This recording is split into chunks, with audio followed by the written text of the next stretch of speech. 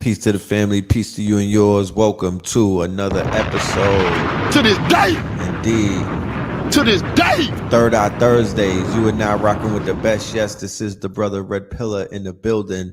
And I'm here joined by the other brother in the blue hat, none other than God Body ALKEBULAN44. To this day. To this day. Peace, God. Peace to the family. He's on his Morpheus. He's on Morpheus Diddy right now. Say that again. Man, yeah, I had these glasses, and I haven't taken them off since. So we just if Morpheus was signed to Bad Boy Records, we should do a what if series and whatnot. If Morpheus was signed to Bad Boy, he put out some crazy dance hits. Was good though, my brother. We good, man. I'm feeling very majestic. It's late, but we getting ready to cook something really quick. I'm just in the vibe. Like I said, and to be quite honest with you, the shades play a role in it. I'm not even gonna front with you. To be honest though, surface level, I haven't felt like I've slept in like 4 days. You know what I'm saying? So, the dark shades kind of, keep a more mystique, That's right. in my eyes, but at the same time, it puts me in a certain vibe. So, we rocking, you know what I'm saying? It's just time of the year, you know what I mean? So I got talk that talk.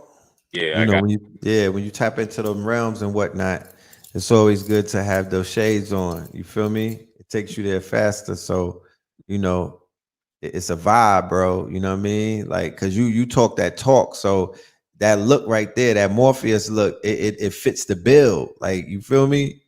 Yeah. It's gonna give that cloth. Yeah, it gives the cloth some bones. You know what I'm talking about? It gives the cloth some bones. So yeah.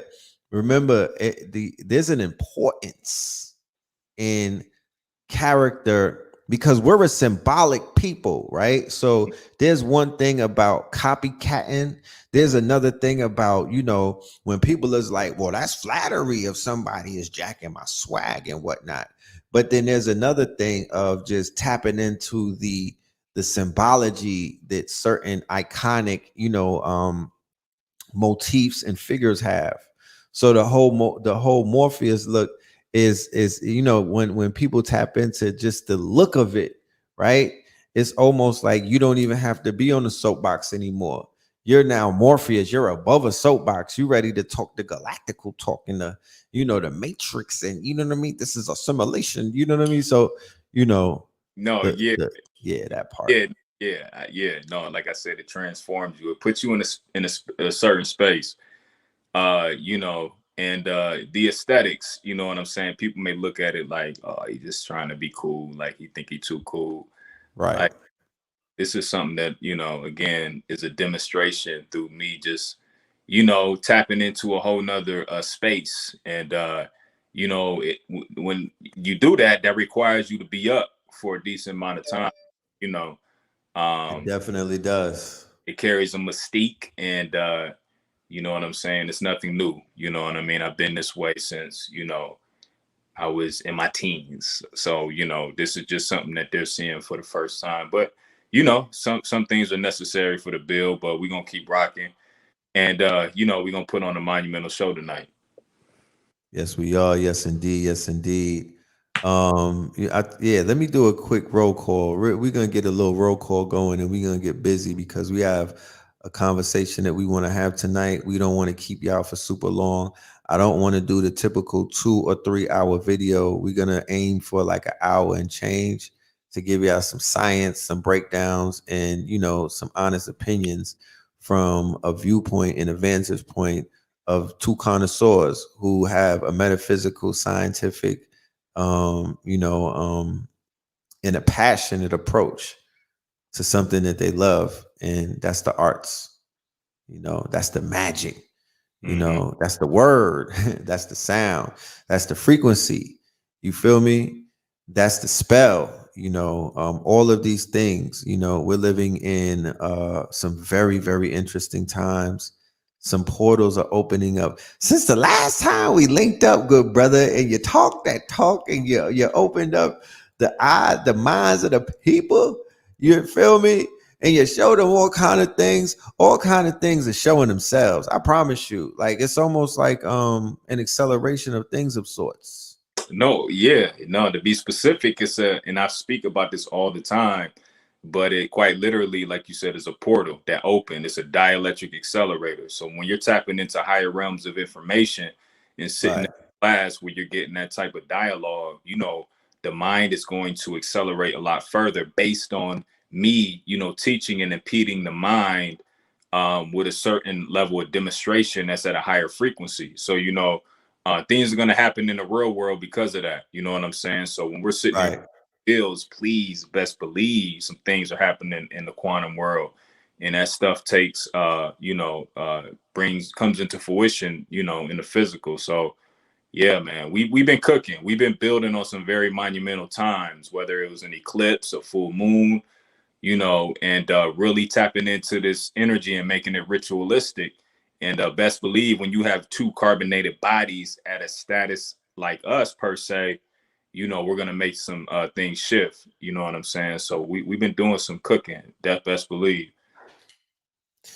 We got San Francisco. All right. The Yay area in the building was really good. Salute to y'all. North Carolina in the building. To this day. I see you. I see you. To this All day. right. We got Baby Egypt, Albany, Georgia, Portland, Oregon. You know what I'm talking about? Salute to everybody in the building. Welcome. Like I said, we got Jersey in the building. Jersey. Shout out to Jersey. All right. Shout out to everybody. We got Delaware, Norfolk in the building, Bama in the building. Salute to Bama. St. Louis is up in this thing. The Tremont section of the BX. You know what I'm talking about? Y'all always with us. Salute to everybody. Louisiana, St. Louis.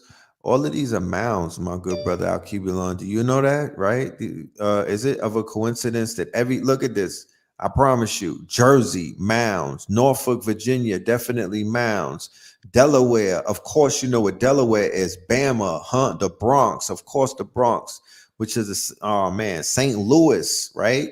What we got in St. Louis, Louisiana, stop playing with me. El Paso, Texas, stop playing with me. If you know what if you could look at what the way that the symbology speaks, right? If you understand what you're seeing, they say, if you have the sight to see, then you see things differently from how other people may see it. You might just be seeing, but I read data differently.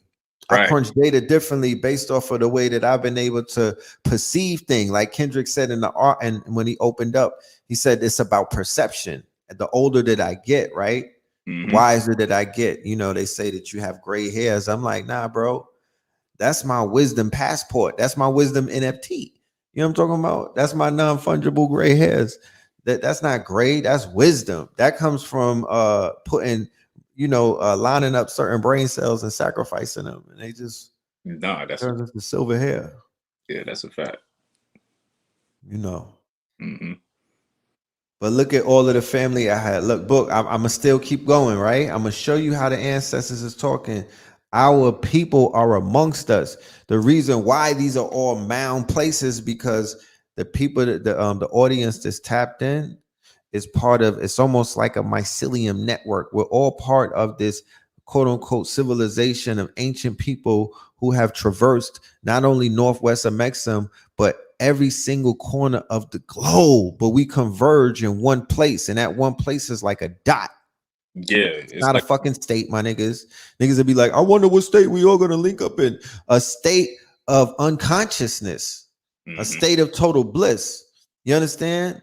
A state of stillness, a state in the astral realm, maybe a state that's higher, and a state on an estate with your last name on it. Let's link there. You know what I'm talking about? So you don't have to get a permit, my nigga. Let's link up on your estate. That's the state I want to see you in. Like you said, it's a network. You know what I'm saying? It's a link up. We're sitting at the nodal point right now. So, it's no coincidence why all these places are so significant. The electromagnetic energy is crazy right now. So that makes all this. Look, real quick, Los Angeles, Khalifa, Canada, right? Chicago, DMV, Atlanta, Charlotte, Cahokia Mounds. Come on, B. Talk black to me. To this day. What you doing? To this day. You ain't got the answers, man. You ain't got the answers. Harlem, huh? Harlem, it's lit. To this day. Houston. To this day. Chi-Town. You understand? Arkansas, Little Rock. Huh? They in here. Yeah, they in here. We could be, you know, the people in the audience could be from anywhere in the world. It's so many places. Nigga, Boise, Idaho, deep up in this thing. You know what I'm saying? Whatever. It just shows you. Mm-hmm. And I was having this conversation earlier about membership.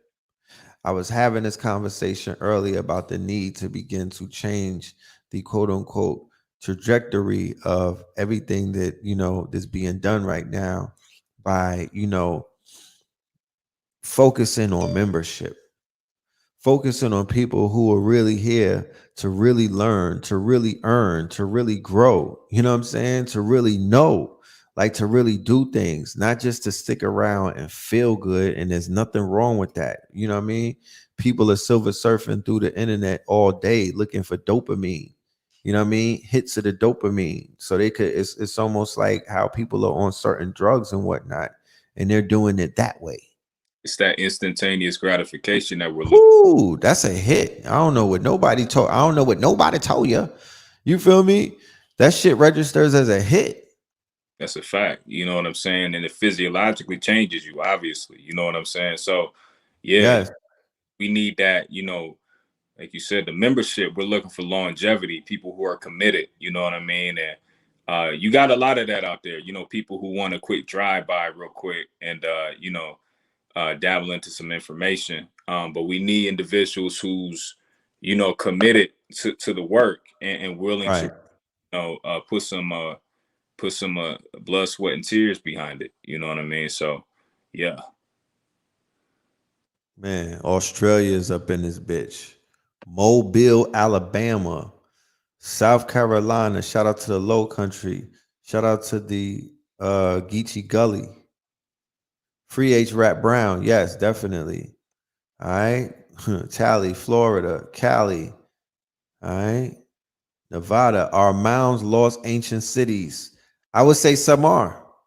Mm-hmm. Seeing the way how they be burying things out here in this in this new world and whatnot, I would definitely say that some are burial mounds, some are ceremonial mounds. But to be honest with you, a lot of the mounds were excavated because what were in the mounds are considered to be treasures and riches. Yeah, that's a fact. And people that own that, it's like owning a Basquiat on Fleek. If you own the giant skeleton bones and whatnot, you know, you sitting on something real. Right. That's an asset in this shit, in this society. Play with it if you want. Play with it if you want. You know, the shit that they be collecting of on our people, that's their assets. That's gonna be, they're gonna try to turn that into their type of money and whatnot. They're gonna be like, how much melanin are you storing? Mm-hmm. How much DNA do you have? I got terabytes of these niggas. Yeah. And I've always, you know, of course, adrenochrome. You talking adrenochrome? They gonna be pulling up on them super yachts. Yo, bro, keep. Yeah. But it's beautiful to see that the whole, you know, everybody here, man, they supposed to be here. You know, it is of no coincidence that, you know, we're not divinely connected. Brother Blue breaks it down in the book when he reads from the fractal key and whatnot, and he explains how, you know, there is no separation. If you connect, if you linked up with somebody, even if you're watching them on the internet, there's still a link. Still link up. Right. The phone doesn't separate it. You know, everything is fractal symmetry. So, you know, when we can all get on one accord, that's God body in real time, you know, especially tapping into the same level of information. Now we're working off the grid of all of our collective conscious. So step is to go into something with a specific intent.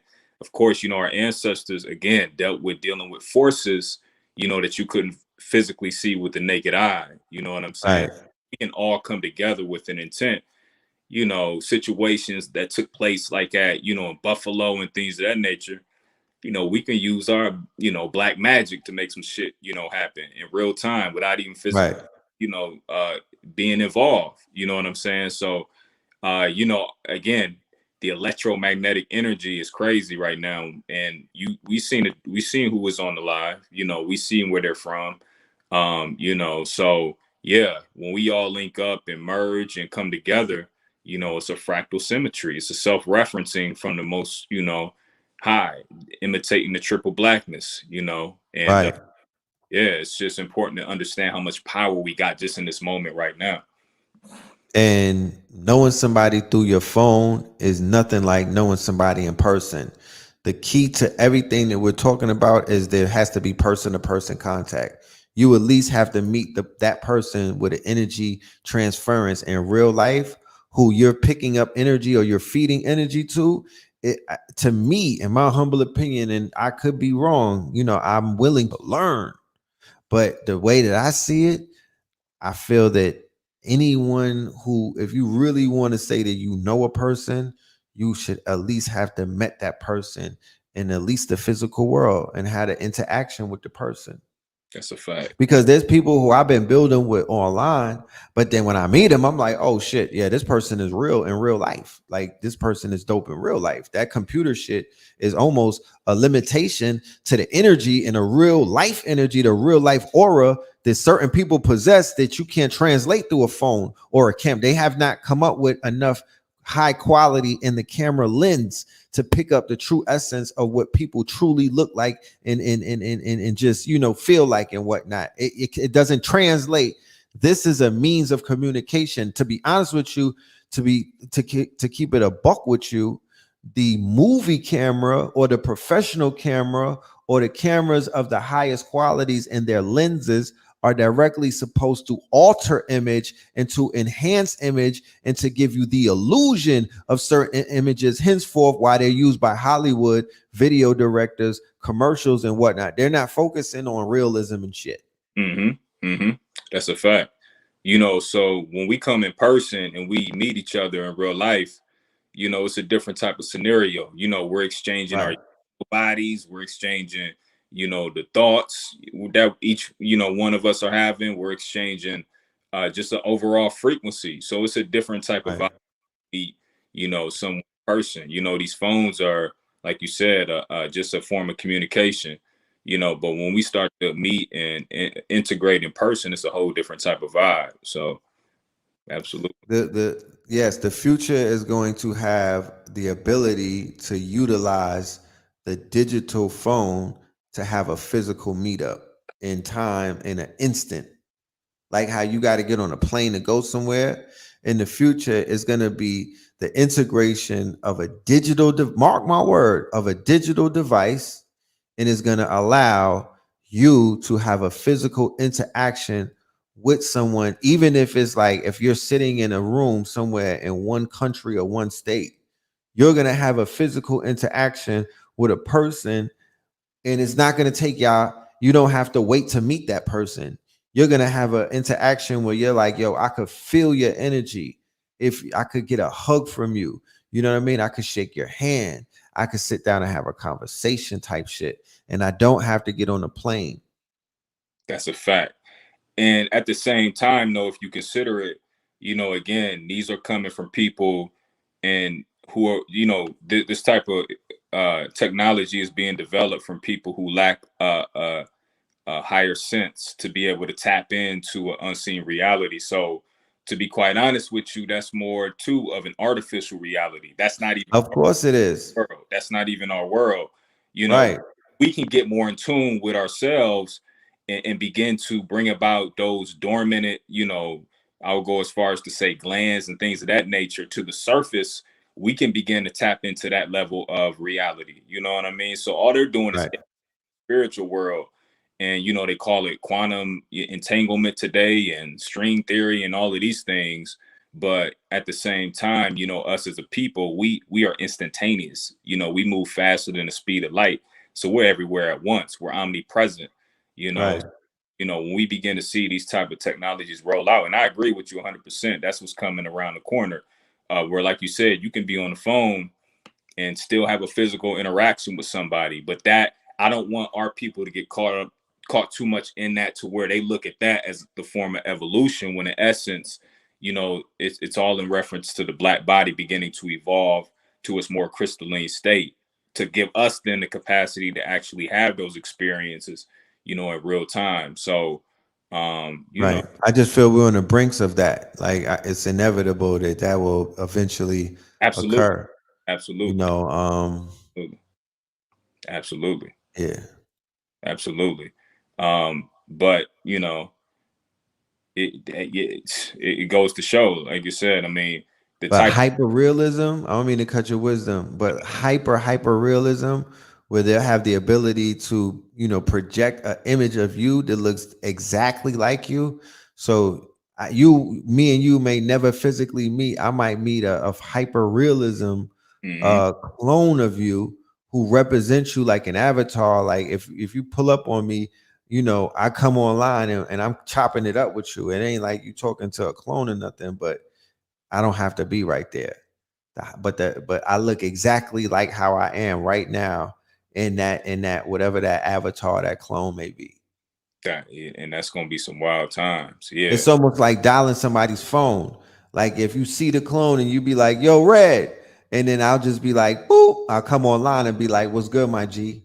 yeah, yeah. You know what I'm saying? Mhm, And I'm somewhere mad far away. mhm. And But I'll be like, "Yo, let my clones roam Brooklyn." Where the baddies be. Let's see who stops the guard. You know what I'm saying? You could try your shit out. You know what I mean? You can send your clone on a yeah, you know, on a yeah, box hunt or hunting for the box office. You know what I'm talking about? You know, they got yeah, a Romy Rome clones. yeah. I would go as far as to say they got the type of technology right now. You know, they just talked about it, finding, you know, a sinkhole, you know, or a whole forest In China. in China, you know, which, you know, we all should know by now at this point that we've, you know, been talking about the fact that they have whole cities underground and a whole civilization and things of that nature. Right. A lot of these technologies that we're talking about now are actually being developed in these areas, you know, in reference to the center of the world and things of that nature. So, you know, that technology, you know, is coming quick. It's coming around the corner. Um, Definitely. you know, but that's gonna be some wild stuff, you know. Yeah. And you know, yeah, just the whole idea. And I don't even want to Remember, Elon Musk has the Boring Company. yeah, yeah, absolutely. He has the Absolutely. Boring Company, and then he has SpaceX. So that's the middle, you know, he's going into the earth and outside the earth, That's a fact. Yeah. along with some other things. And of course, you know, they're not disclosing what they find in, you know, because as they say, you know, the more they dig deeper, the darker it gets. You know what I'm saying? Darker, right? It's, yeah, the technology is around, but you know, as we've all always mentioned, you know, it's all in reference to studying the black body, you know, because you have to study the black body. You know, it's not even Right, biased things, it's more scientific, because again, the black body absorbs the whole electromagnetic spectrum. So if you want a piece of technology that is very efficient, at speed and at, you know, thinking and moving and all of these things, you have to study something that absorbs the complete spectrum of light, whether it's gamma ray, X-ray, radio waves, you know, in order to develop a technology that right, is a high performance, right? So when they're digging down into the earth, you know, are going into space, you know, they have to tap into the blackness in order to, you know, extrapolate a certain level of technology to imprint into a machine. So that way the machine can act like a human or have some form of consciousness, right? right. We're talking about these clones and doppelgangers and, you know, all of these things. Best believe, you know, they're diving deep into the blackness in order to extrapolate. Albert Einstein was studying, you know, black body radiation. You know, all of these European scientists were studying that. So, you know, it's evident, you know, in the times that we're going. But again, I want our people to understand that the evolution is the black body upgrading by way of the celestial symbiotic relationship that we have to the sun via the sun. Right. And that's what's stimulating the DNA switching the codons in order to speak to the DNA to develop a more of an efficient helix, so that way we can have more access to information. But if we continue to just keep rolling around in his world and being involved with his technology, we're going to lose sight, you know, that again, the highest form of technology is the carbonated body. And that's what we got to start, you know, working on, you know. Right. Definitely. So I yeah, wholeheartedly agree. that's what it is, man. So in any event, you know, we were going to discuss, you know, a little bit of, you know, Mr. Morale and the big, Yes. Yes. the big step, and you know, we can touch on that a little bit, and yeah, it's just a lot to unfold in that one. Before we touch on Mr. Morale, I want to make an announcement. I want to let the family know what we have coming up on May 28th. Our third class that we'll be doing together. I thought it was our fourth, but it's actually our third class. 3 is the magic number, like De La Soul said. So number 3 we'll be doing on May 28th. And this one has a beautiful title. I'm gonna throw the fly up here real quick. I'll even read I'll read the description for you guys. Give me 1 second. Here we go. Prophetic remedies and celestial divinity. All right. My good brother ALKEBULAN44. All right. We got a movie coming, man. This is going to be very powerful. Prophetic remedies and celestial divinity. Part 3. All right. And this thing of ours. Listen, our mind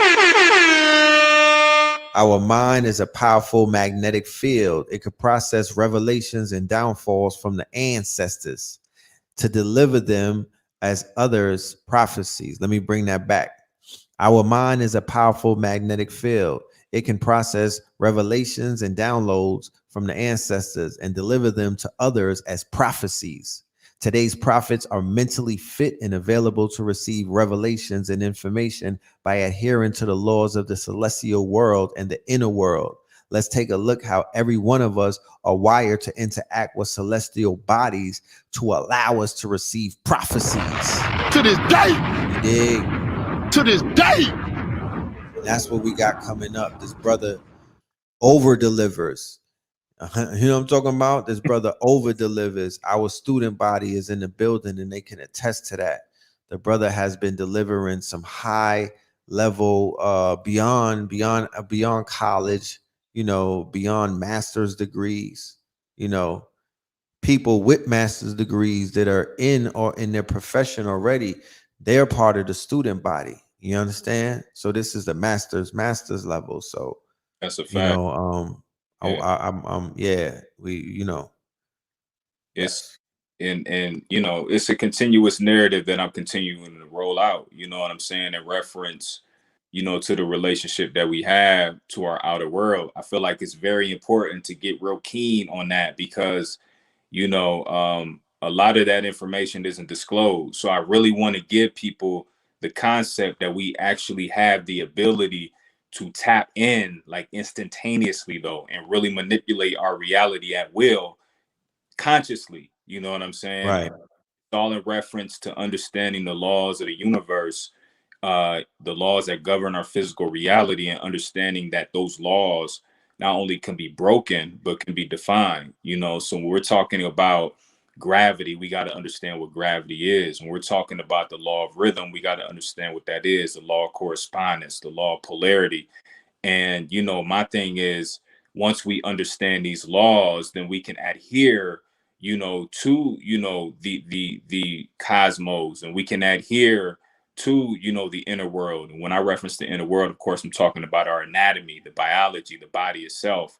And when we right, can grow a certain level of discipline and live in a certain way, and also having a level of knowledge about how the inner body works compared to how the outer world works, you know, we can really manipulate and change our reality. And I demonstrate it all the time through Instagram via colors and numbers, by way of telling you that if you integrate these colors and numbers into your actual reality, things are going to change for you. You know what I'm saying? So I'm giving Yes. people the game. I'm giving it up because I feel like it's important. So it's the class that we have on May 28th is almost like a continuation of what we've been talking about, but it's just at a higher level this time.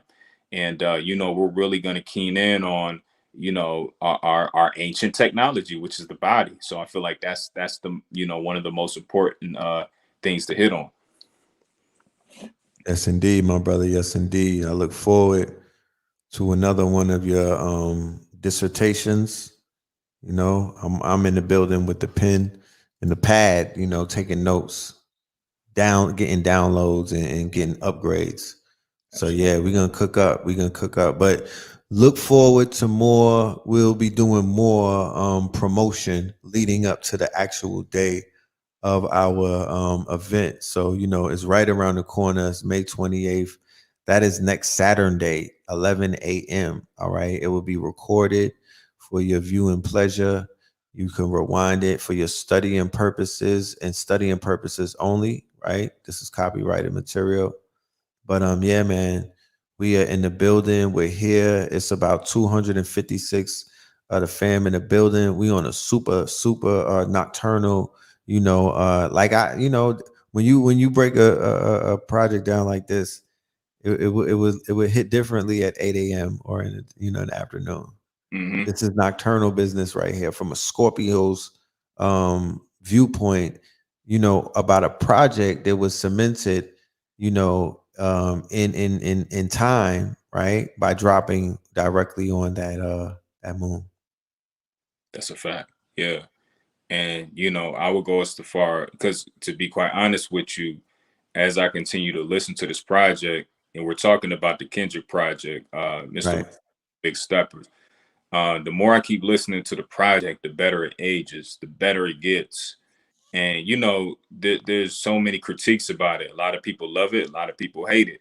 But at the same time, you know, I'm being more of an observer as I'm listening to the project, and, you know, not placing, you know, Judgment. clear judgment on it right away. Um, Right. Again, as I continue to keep listening to it, it's getting better. And, you know, It's an onion. it's an onion. You got to peel it back, because, you know, the way that he delivers his lyrics just alone, they're very, you know, not only complex, but, you know, like you said, there's layers to it. So there's a lot of triple and double entendres, you know, that are involved. You know, he's going Yes. personal, you know what I'm saying? So a lot of people really don't like it per se, because they can't feel it in reference to, you know, his own experiences. So, you know, I could just tell with this project, like, he just, you know, and we'll get into it. But the crazy thing about it is the whole project is a therapeutic session. It's a therapy session. It's a straight. Hold on. To this day. To this day. That's exactly what I promise you, bro. Therapy. It's him It's a actually, straight therapy session. yeah, it's him going back and forth with his therapist, uh, Right. actually looking at himself. It's a self-reflection project. So Right. And his wife is his therapist. his wife, and She's the one.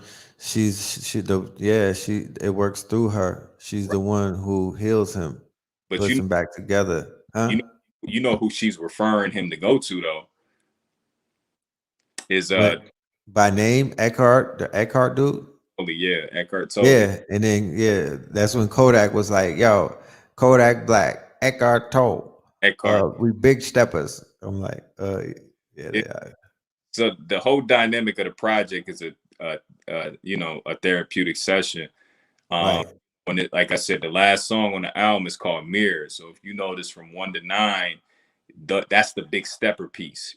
But from 9, but from, you know, on down to 18, that's the morale part, you know. And of course the big steppers. I mean, it's so much. Like, we can go so far into this project, even down to the second track called N95, which is obviously the mask, you know, that people wore during COVID. But what he's Right. talking about himself or other people wearing a mask over their face, not revealing who they truly are, as a person, so he's you know, at the beginning goes in with take off the so and so, take off the so and so, and then when you Take off the foo. when you finally look into who you are, like what do you see?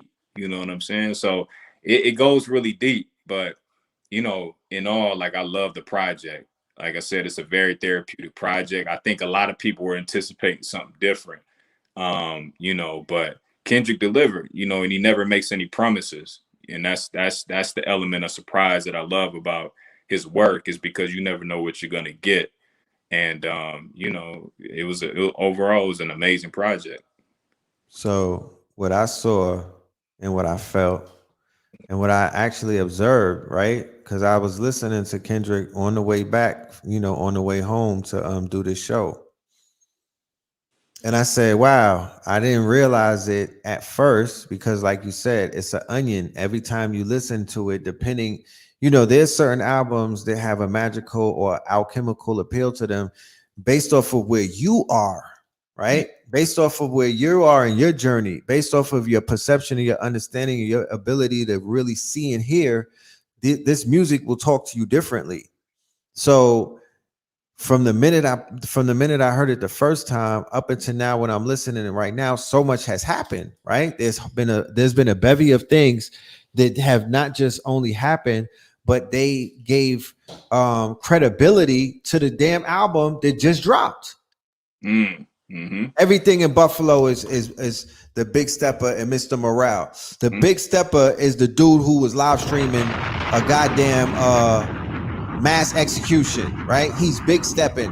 Mr. Morale is the black people who started becoming ambulance chasers and talking about they want to hug people, and it's their to this day. Blue Pill said it. It's their Christian. Let me remember the term exactly that he said. If he pulls up, we're gonna have him say it. But it's their obligation as Christians to forgive their enemy and to back down and to completely just, if we were playing spades, they're forcing them to just open their hand. I mean, the first deal. Turn the other cheek type. Turn the other cheek on the first response. Because once we do what we do, and y'all turn the other cheek, and you accept and you turn into victims and whatnot, we're gonna keep you. Oh my goodness, we got you. Yeah, that's a fact. That's a fact. And it's fun. It's crazy because the quote unquote big stepper, the shooter, they're starting to grow accustomed to seeing how our people really react in regards to a tragedy. Right. We're to be docile and pretty much turn on ourselves. And this is only a stimulant. Like you said, I don't want to say the word per se, but it's an op. It's the one word and then the op. To manipulate us to an extent to where we begin to, become even more docile. So when you see mass shootings like this, it only makes, the shooter look like he's 10 feet tall. And then we further turn on ourselves, from a form of self-hate, and understanding subconsciously that we don't have the power to really go against our true enemy. So we're just going to look back at ourselves, and take the anger out on our own people who look just like us. So, it's a double-edged sword when scenarios happen like this. And, it's just another form of trauma that's set as a trigger. And it gets us nowhere again, because we're so quick to respond to any other scenario when it comes to us. But at the same time, we have something so massive like this that takes place, and it makes us look a certain way in the public. Not only does that send a signal out and really gauge on where, melanated people's mentality is at, but at the same time, we don't react, we don't respond, so look, the culture was programmed, not taught, programmed to respect the shooter. That's a fact. That's a fact. There's further indoctrination by way of video games, right? And the fact that you've been playing with these people who are European young men and what, and the proclivity that they have for violence, and you know how they really give it up, right? And let's not talk about the people who've been in the service or people who've been in law enforcement and whatnot. You know who you're dealing with, right? Mm-hmm. That's a fact. Absolutely. You know, and so go ahead and there's an aspect of myth making taking place, my good brother ALKEBULAN44, in front of our very own eyes. There's a level of myth making that this shooter has been able to capture. It's already been captured. It's not about, oh, what he could have and would have. No, some shit just went down, and there's a level of myth making that I see because they you know, look at his weapon of choice. He consecrated it. That shit looks like the spear of Odin. God damn. Yeah, that shit was mad simple. Yeah. Huh? He created a whole new artifact on you niggas. Are you serious? Did you see he consecrated some bruh? Yeah, man. Bruh. Yeah. And then Bruh. live stream this shit. Like, yeah, you know, he consecrated, like you said, he consecrated or experience in and of itself. You know how people dress a candle? Absolutely. Yeah. Right? Mm-hmm. You know how people dress a candle? Mm-hmm. You know, with Mad Sweeney and the Druid gods and whatnot, how they had that spear that had the quote unquote the ruminations and all of that in it. Mm-hmm. Mm-hmm. You know about sigils, right? Mm-hmm. You know about war spears and stuff like that. And listen, yeah, in Crusader lore, because remember the names that were written on it is this is an army of their saints, of their war they're gonna be their war martyrs. Mm-hmm. Mm-hmm. They already picked them out. They Yeah. got their names. And I don't have to say their names Okay. because we don't do that with our ops. We don't say their names. Mm-hmm. It's from a lineage, you know. It's a manifesto that's, you know, been documented for so many years, you know. And of course, like Red said, you know, we don't want to go too deep into it, you know, because we on a platform, on a particular platform. But you know, it's from a certain lineage. Like you said, these people are picked out and chosen, you know. So if we understand that, you know, and we begin to see situations that take place like this, you know, and we react the same way, we got to begin to question, like, you know, our morality. I mean, outside of our morality, we got to begin to question, like, you know, our productivity. Like, are we being proactive in the scenario? Right. Situation? Because obviously, if it's a continuous, you know, process that's taking place in reference to these type of situations, we know there's something else coming down the line. So with this taking place, then what is our next step? What are we going to plan for? How are we going to respond to the next situation when something like this takes place? Are we just going to, you know, do the same demonstration that we've been doing since you know, the 60s and the 70s? And, you know, are we actually going to, you know, come together and put some magic, you know, in the pot and stir that shit up, you know, and realize that, you know, we can manipulate some shit clear across the world, you know, we don't even physically be involved in the experience. That's how deep it gets. You know what I'm saying? Right. At the same time, when they can scare us with big ass AR-15s and things of that nature and body armor, and, you know, we begin to buckle down, and we ain't fucking with that. You know what I'm saying? We not tapped out. Yeah, tap out early. Yeah, we're not about that type of life. You know what I mean? They're like, man, yeah, I got the switch and everything. Niggas like, I waited 3 months to get the switch on my Glock, and these niggas is coming in looking like the RoboCop. Oh, I got years to. And then they looking at it in terms of video games too.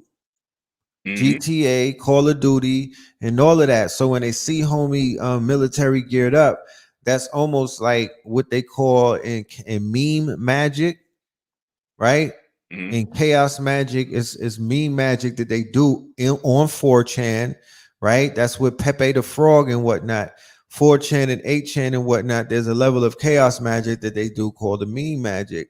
So the fact that they've been, so, you know, you have these characters that are already in the quote unquote the metaverse or the digital world or the virtual world or in video game land. Now you have a shooter who live streamed it on a gaming platform called Twitch. right? I was about to say snitch. He did what? He live streamed it on a gaming platform. The surrealism of it is something that you'll be able to see in the very near future when you put on either one of the virtual goggles from Facebook. Apple is about to drop something. It's going to be so real. It's going to look exactly like what you just saw in that ritual in Buffalo. Facts. That's how real it's about to get with virtual and with the technology that they're going to come with the Oculus Rift and other things like the HoloLens. So what you just saw him do on Twitch, because to them it's a game. So what the meme magic deals with taking things on the quote unquote cyberspace world and making it in a real world effects. So real world effects is, you online beefing with somebody and they pull up to your front door and thump you out in a real world. That's a fact. It get real. That's a fact. That's a fact. That's gonna be like a boot camp. That's training camp. When these Oculus start coming with that type of realism, yeah, that's like boot camp, because like you said, they're gonna take off the goggles and really know exactly what to do in real time, real life. You know what I mean? So it's gonna get wild. I think they're already doing it in real time right now. That's And just it's the graphics and the user player get better and more user friendly. That's what'll happen, but they on it right now. That there's a world that exists, right? Where they will look at you in the real world like you were in the video game, because the video games are hyper real and they in the video games bodying shit, popping tops and whatnot, just running and collecting bags and collecting points. And they're not thinking about the repercussions. They're not thinking about the humanity of it all. They're just really living life of a video game in real life. Henceforth, the rise in all of the GTA crimes. That's a wave. You there? Your screen froze? Hold on. Yeah.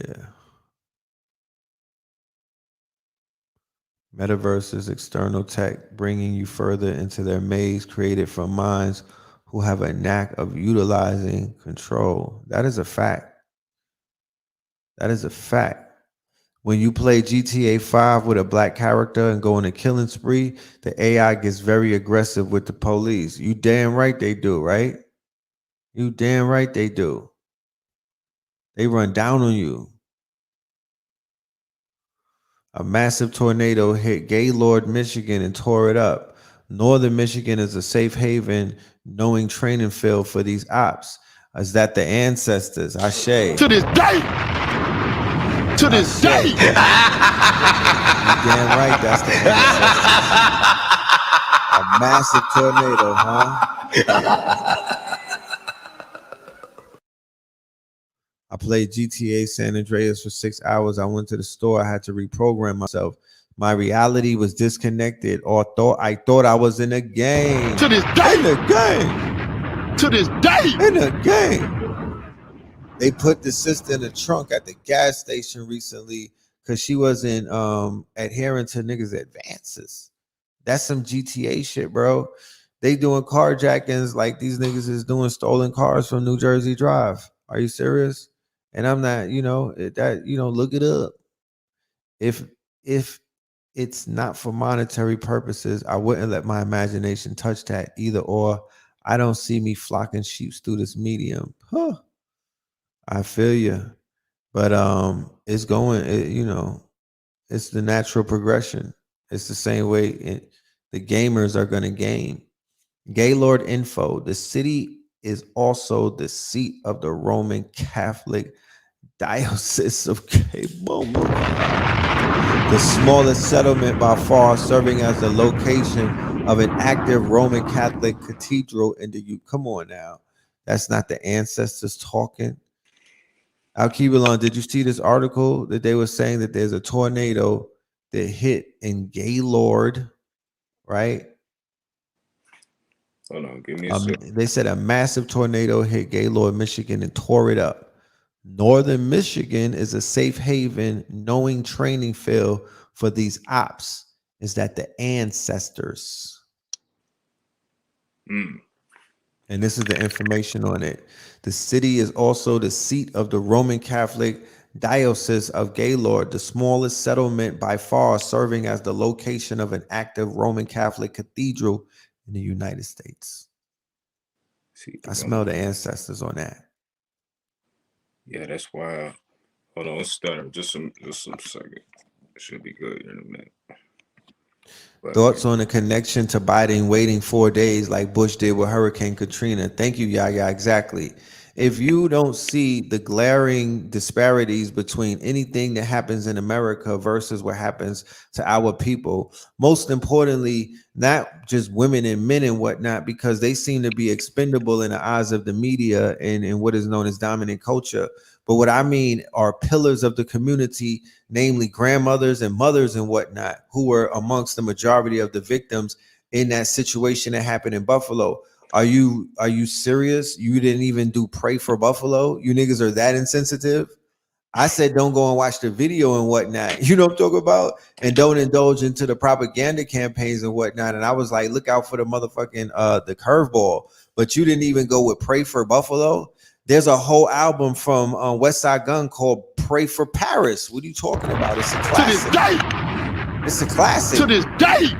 And I'm not saying that the Pray for Buffalo mixtape or the Griselda compilation. I'm gonna ask them when I go and see AA is out here. He's going there tomorrow. He's got a show. I got tickets, so I'm gonna ask. Yo, we gonna do the Pray for Boston album? I want on that. I got bars for that. yeah, man. Yeah, that's wild. So yeah, it was that's interesting to see. Yeah, no, go ahead. Oh no, go ahead. I was just gonna kind of veggie back over what you said. I mean, yeah, Please do. you know, it's interesting, just a dichotomy of it. The fact that, like you said, like we don't even have like a pray for Buffalo. You know, it's like in silence we get tough, and we don't tend to like flex that in public in reference to the shooting. You know, so at the same time, it's damaging because we're beginning to lack the emotion when it comes to scenarios like this because it's happening so often. But at the same time, there's no kickback in reference to like retaliation, a form of response. So it's like, yeah, you know, we get hurt and we get sad and we get all tough behind closed doors and talk our shit. But at the same time, you know, when scenarios are going to continue to happen this way, we get desensitized to it too, to a point where we're not even emotionally attached to it anymore. You know, so yeah, you know, that's where we are right now at this point. That is the barometer. Exactly. It's the measuring line of where we've descended to, right? Yeah. The sunken place is not only in front of a white woman with a teacup. The sunken place is the condition that people find themselves in when they get rocked to sleep and whatnot, and when they get put into positions where their power is taken from them. Niggas talking about their birthrights and whatnot. Your power is taken from you when you can't even react in the proper way when somebody murks a room full of grandmothers. Are you fucking serious, bro? Yeah, we got more posts on YSL than we do with the Buffalo shooting. All day. They like free the big slime. Yeah, we grieve. I don't care that he's a serial killer. Yeah, dead ass. No, I heard an article that came out that said he got what, 50 bodies? To this day. In the Kali Yuga. To this day. Look at the language that's being spoken, right? And all of this occurring in the same time that the buildup for the Kendrick album comes out during the same period. This is all a connection. This is a conversation through history. We will have to make sure that we put these conversations and thread them together because they exist with each other. From Kevin Samuels dying to the YSL takedown with the big snake, right? The Leo, the big slime getting hit with 50 bodies, right? Right. And the picture being painted that he indeed, if there's one rapper in the Kali Yuga, or if Kali Yuga was a rapper, my nigga, it's this nigga right here, an androgynous serial killer. That's wow. That's crazy. Yeah. Right? Like Candyman and shit. You know what I'm talking about? Niggas be mad at R. Kelly, and I'm just saying, he didn't have a body. He had bodies in a certain way, but he didn't take a life. But I know that there's a war going on outside, but I didn't read the whole indictment. All I know is police got clapped up, and there's a 50 bodies that they're pinning to him. That's crazy. On the brink of what? Biggie just had his 50th Anniversary. Yeah. Right. And the 50 is the skulls around Kali's neck, right? So if the Def Culture was a rapper, it's Young Thug. If Def Culture had an archetype or somebody to represent it as its spokesperson, it would undoubtedly be somebody of a Young Thug's character. It would be a Lil Wayne that had mutated or transmutated into a Young Thug, and that's probably changed into an NBA Young Boy or something, and that's changed into something else that has different iterations of itself. However, yeah, and it's the aesthetic. You know, niggas want him free because of the fact that, again, he serves as the soundtrack, you know, to their he existence. writes the soundtrack. The music, it's the energy. Right. It's not even Young Thug at this point. This nigga has created a whole concept and aesthetic around his whole demonstration. Like, it's beyond Young Thug. It's the music, it's the character, it's everything that surrounds Young Thug. You know what I'm saying? It's giving. It's giving, and it's almost because I feel like Young Thug is intelligent enough to know, like, not only what he's doing, but he knows that he's creating baby Young Thugs behind him. So going as far as to calling his name something as basic as Young Thug knows that he's hiding something behind that, which is a little more egregious. You know what I'm saying? And the Young Thug is just a label to pin something a lot bigger behind closed doors. Right. And, you know, with the situation that just took place, you know, we kind of see what was taking place. You know, at the same time, you know, his music, and again, we're not up here trying to be all religious and everything. You know, we done bop to Young Thug music at times and things of that nature. But at the same time, yeah, you know, Young Thug has created a whole, like, concept around his brand. And right, like you said, if he was the Kali Yuga, the rap game better be Young Thug. Like, that's a fact. The Omar from The Wire archetype, right? The androgynous you know, the fact that the brother, you know, doesn't even say the words, right? He doesn't have to pronounce, sort of like a James Brown type of, you know. That's what I'm saying. Yeah, that's because, right? like I said, he was Young Thug is just an image. It's a name. It's right. It's a look. It's an aesthetic. It's the tattoos. Right. It's the dreads. It's the Young Thug. It's all that. Right. It's all of that. But behind closed doors, though, that's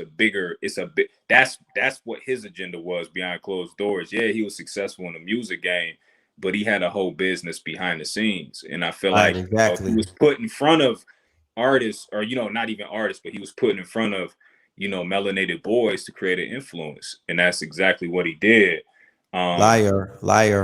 Exactly. Liar Cohen. Yep. That was the puppet master. All his work. Right. That was the puppet master. So yeah, you know, Young Thug, like I said, there was a purpose behind, you know, his demonstration and what he presented. Like, because originally he came out, the rumor was he was gay and all of these things, which he played with. He played with it. You know what I'm saying? He didn't shy away from it. Right. You know, he would create that aesthetic, you know, that conversation and stimulate that. But then he got off of that, start running into the, you know, the gangster appeal and look, you know, all of it. He again had an agenda, you know, and there was people behind him pushing him to influence a certain group of people, you know, and he did just that. And, you know, with him being arrested and getting hit with the RICO, we now see, you know, what was actually behind closed doors and what type of business he was really dealing with, you know. So yeah, I feel like that was, you know, that was something that was really put in front of us for a specific reason. Right. You know, Sex, Money, Murder, which is the blood set that he is, you know, on wiretaps building with. That is all a Scorpio motif with the Taurus, you know, in Taurus during a retrograde. Right. You know, Taurus the money, Scorpio the sex and the murder. The 50 bodies, you know, the deaf culture, what it represents, him being the quote unquote Pied Piper of that generation. They need the young thug. What they need the feeling. They need the feeling. They Yeah. need him to provide the feeling because he's able to give them the feeling that they need and whatnot. There's a certain type of dark energy that our people feed off of, like how people feed off of radio waves and whatnot. There's a dark energy. There's a Ogun energy that our people feed off of. That's a fact. There's you know what I mean? Like there's deities that have a dark energy, an Ampu energy, an Anubis energy. That's like Wolverine, like why Logan is so admired. There's an anti-hero. Anti-heroes have a certain type of mystique, and that mystique is also given out. It's giving a certain type of energy as well. And people feel charged up in their presence. They feel brave. They feel bold and whatnot. You know what I'm saying? They feel like outlaws. It gives they them feel rebellious in their presence. But when they leave, they tuck their chain, like with Debo and shit, with Red and Debo. When he leaves, I think about my chain. You know, when remember, like back in the days, there was the dude who would come around the block, and then everybody would feel brave when he's on the block. Niggas is like, yo, we good, even if we get raided and whatnot, even if the ops come through. Son is just here. So he's like the king warrior, the key warrior. Everybody had that. That's usually the homie that gets smoked, that creates these gangs that spend the rest of their lives avenging. They started out avenging one death, then it turns into 21 deaths down the line. That's a fact. This is how wars are started, right? That's a fact. Yeah, they took out the head honcho. But when the head honcho get knocked off, there's people that'll ride for him. Right, yeah. He set that accord, you know. So you got the whole slime movement. You know, he was even building what? He had a slime. What did he have? He had he was building a whole town. Slimeville. He was building a whole town. So, you know, he had everything set up. You know, but like you said, like people in his presence, you know, felt like they had to demonstrate a certain way just because his magnetism was so intense. You know what I'm saying? So I've been saying since 2021, and even more on a metaphysical level, I've always said, you know, just to bring in Kanye West really quick, back in 2021, I documented on IG prior to the Lionsgate and up and through the Lionsgate. I said Kanye West serves as the motif of the Phoenix Rising. You know, and shout out to Blue, you know, we spoke about this plenty of times, you know, in reference to the book that we're dropping. But outside of that, you know, I said Kanye West serves as the Phoenix Rising. And, you know, I said Kanye West also serves as the gatekeeper. Prior to the Lionsgate, I said he represents the gatekeeper to the one who's going to open the door to allow real hip hop to begin to surface again. And it's no coincidence that shortly after, I believe, the Lionsgate, or maybe a couple days before, the Locks was, you know, held as, you know, again, one of the best groups in hip hop after that versus with Dipset. So, you know, I also said as well, shortly after the Lionsgate, you know, when Kanye West comes out shortly after, Kendrick Lamar is going to follow suit. And it's no coincidence that on August 27th, not only did Kanye West in Chicago demonstrate himself as the Phoenix Rising, with him lighting himself up on fire, that same day, Kendrick Lamar came out with the video with Baby King. And he even referenced Kanye West in that song in the video. But fast forward, you know, we see right on the brink of Kanye or Kendrick Lamar coming out, dropping his album. That's when Young Thug and them get hit, you know. So it's a paradigm shift that's taking place, quite frankly. So, you know, we're starting to see again hip hop begin to surface, lyricism and things of that nature. And, you know, Young Thug served as that motif, you know, to represent what we call trap rap and all of these things. And He's the big yeah, stepper. he was a big He's the step. muse, the muse he represents the muse that Kodak Black is, and the muse that Young Thug represents in this narrative that was actually, you know, because it wouldn't have worked the same if Kendrick dropped and then the Young Thug thing happened, right? It wouldn't The work. fact that the Young Thug thing happened had us looking at and questioning before we were even influenced by any outside influences. We were given the opportunity to see what we just witnessed and whatnot and come to a conclusion about, wait a minute, hold up. If this is a conspiracy, I'm a part of this shit too, nigga. To this day. We was all conspiracy. To this day. Are you serious? We was all a part of that. So it's like, damn, hold on. All right, wait a minute. And then it's like, oh, this is the big steppers. But what the big steppers have not been able to do with their big stepping is step on the real ops, right? That never happened. That has not even went down yet. There's been all, you know, when people be at and mentioning certain gang members on Twitter, they mysteriously show up Swiss cheesed. Right. Yeah. That's the protocol to be happening and whatnot.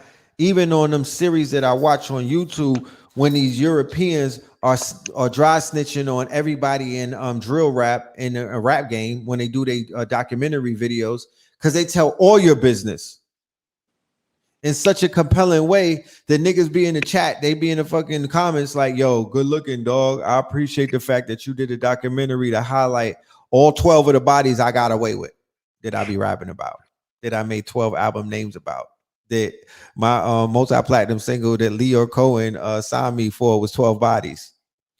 Yeah, I appreciate the fact that you know, and these dudes is just out there because one or two things. One, we're so deep in this shit that we don't even realize that niggas could just come on the internet and talk about death and killing and the bodies that they caught, the robberies they committed, the fucking B&Es.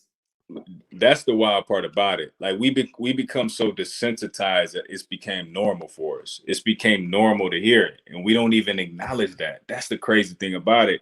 It's not like we name certain people in our music, you know, that's went into churches and shot up churches, and you know, went into grocery stores and shot up the grocery store. We're not naming any of these people, and it still baffles me to this day. Like, why? Because you know, and I think it's gotten to a point now where it's like not even cool though to mention that. Like, it's like, you know, we want to continue the paradigm of naming ourselves and raps and our ops being people who look like us because that's a cool thing to do. It's not cool to name, you know, the real ops in the song. Like it really don't hit like that. It don't hit like that. That's political. It's too political. It's corny. You too real. It's too real. It's too political. We want y'all to be playing the blocks, 63rd and 64th. Right. It's too political. So if you go into naming the Dylan Roots and things of that nature, like, you know, he just trying to be political on his Black Power. Yeah. He like, angry. You angry. He angry. Like everything else, they angry. Like you also NBA Young Man. Are you happy for me? He's just a happy rapper. Like all of these kids in the Bronx that weigh like 80 pounds bumping into each other with their shirts off. They happy, right? I don't think so. Facts. Yeah, man. So, you know, like it's, you know, the album dropped Kendrick, you know, right in time, just in reference to everything that's going on, the title, it's a cord cutter. It's a cord cutter, right? It's a cord cutter. What I mean by a cord cutter is the incidents that are happening in our culture. By this album dropping, it allows you to cut the cords. The Buffalo shit happened right after it. The Young Thug of YSL shit happened right before it. It drops right in the middle. It tells you, I am not your savior. Mm-hmm. I choose me. Mm-hmm. Mm-hmm. I can't please everybody. Right. And then I'm going through some things, right? And the foundation and the quote unquote theme, because remember, what we witnessed was a thespian, right, in action, who put together a 2-act play. Okay, he actually put together a play. Each, if you really listen to each song, it's a different flow, and he's basically doing poetry, and it's almost like he's reading a script. He's not even rapping like that. It's not done in a way that a hip-hop song will be laid out. He's telling you stories. So this is a conceptual album that actually lives up to his concept. He nailed it. He's going to get many rewards for it. He's going to get recognized by the people who award you and recognize you for your quote unquote journalistic genius and other little things that if you're not even a professional that's really into this art, you don't even know what you're listening to. You don't even know what you're seeing. Listen to this though. If you will allow your ears to hear the sound bed under the lyrics. Mm-hmm. Mm-hmm. He got sound beds where people is just humming, bro. Mm-hmm. Yeah, that's a fact. Yeah. There's sound beds under each one of those bodies of work that are very poetic, right? Is longer than the 16s and everything. These are stories and shit like that. They jump into other things. He has multiple flows. Each song is exploring different flows, I guess, based off of the rhythm of the instruments, because it's not even beats. This nigga has instruments. Like it's a whole, yeah, bro. Like it's a whole different type of set of music. It's like you said, he chose himself with it. So he was smart enough to know, like, everybody, and I didn't mean to cut your wisdom, but Nah, you good. He was smart enough to go to a certain route where he just made sure he talked about himself the whole time in more of a therapeutic session. So everybody was expecting him to come out, talk about Nipsey, come out, talk about Black Lives Matter, come out, talk about everything that's going on in the world. Almost be like He's the savior. The muse. He made himself the muse. Right. Everybody was looking for him to be the savior, but you know, what he did was he came out and basically demonstrated a fight with himself, which I've always said, like, what's more attractive, you know, two people fighting in a park or one person fighting themselves? Like, what's going to draw a bigger crowd? And, you know, at the end of the day, like, you know, it was just a self-reflection album. Like you said, he had humming in the back of the beats, and you know, just even down to me reading his lyrics, some of the stuff he was saying, I'm like, yeah, like this dude, like really didn't care about pleasing the people. It was more of him really internalizing feelings and experiences that he had personally, and really demonstrating that. And people who feel it, and people who don't. But yeah, at the end of the day, it was a reflection album. You know, it was him looking at himself and basically speaking, of course, about his traumas and things of that nature, and you know, his infidelity with his wife. I mean, he was going in. So he was going in, bro. He was going in, bro. Like on so many levels. So that's the piece I appreciate: the courage and the strength to really tap into himself, as opposed to confining to what society believes he should be. And that's what people were looking for. They were looking for him to come out and save the world with his music and all of that. But nah, he was like, I chose me. Shit, I chose me. Like I chose me, and that was the perfect demonstration. And to end it all, like on the cover art, it's him and his family, and him with the crown, and basically he saved with the gat that's the protector in the home. Like, damn, even if I wanted to leave, because wife looked tired.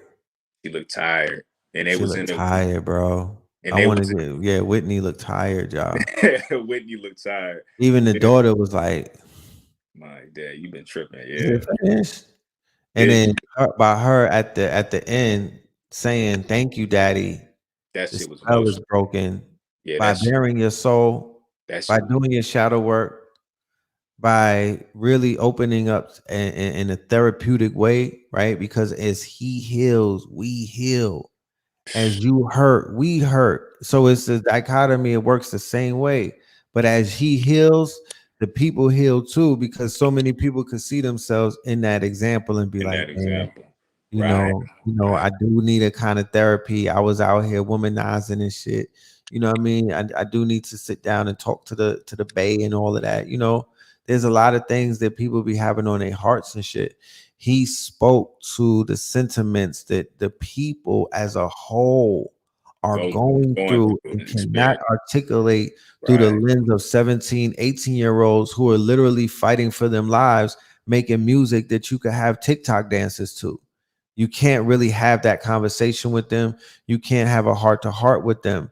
You can't necessarily heal because you can't trust the maturity that it takes for a certain person and to be at a certain place in their lives to assist you in your healing. They're only gonna hurt you. So it's like, yo, we need grown thought pieces. We need art more than just hip hop or fucking albums. We need concepts. We need stories. We need classics. We need art. We need high art, right? We need high art. We need real. We need sound healing. Sound healing, yeah, it's a fact, And sound healing for a male artist is to do what male artists are refusing to do and will not do because of what they perceive as their ego and whatnot.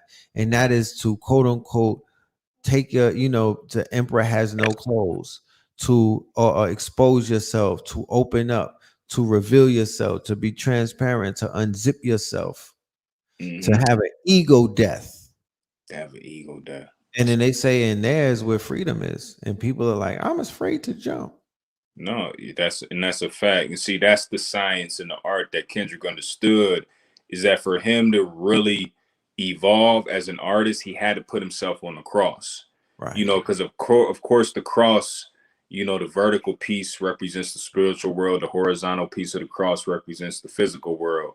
And we exist in both worlds. In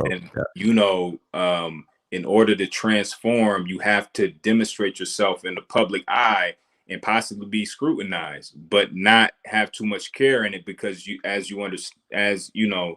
a form of transformation, in order to get from a cube to a tesseract, you gotta put yourself on that cross in the public and really open yourself up and be public and be personal with the people, be vulnerable, and that's how you do it.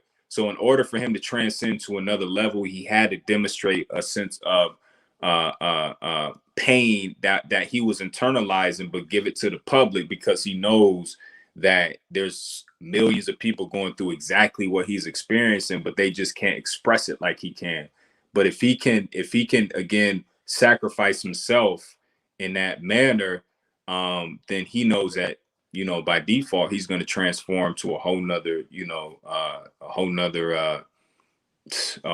person. So a whole nother artist, right? A whole nother realm of artistry could be achieved by that sacrifice that he was able to do, that to take him into maybe Christ consciousness.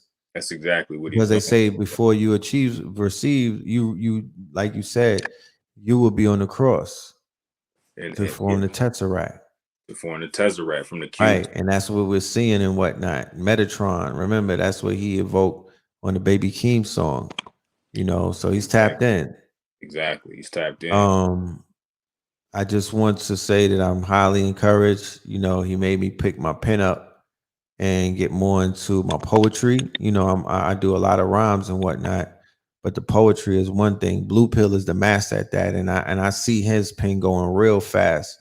So he's being fed. He's tapped in as well.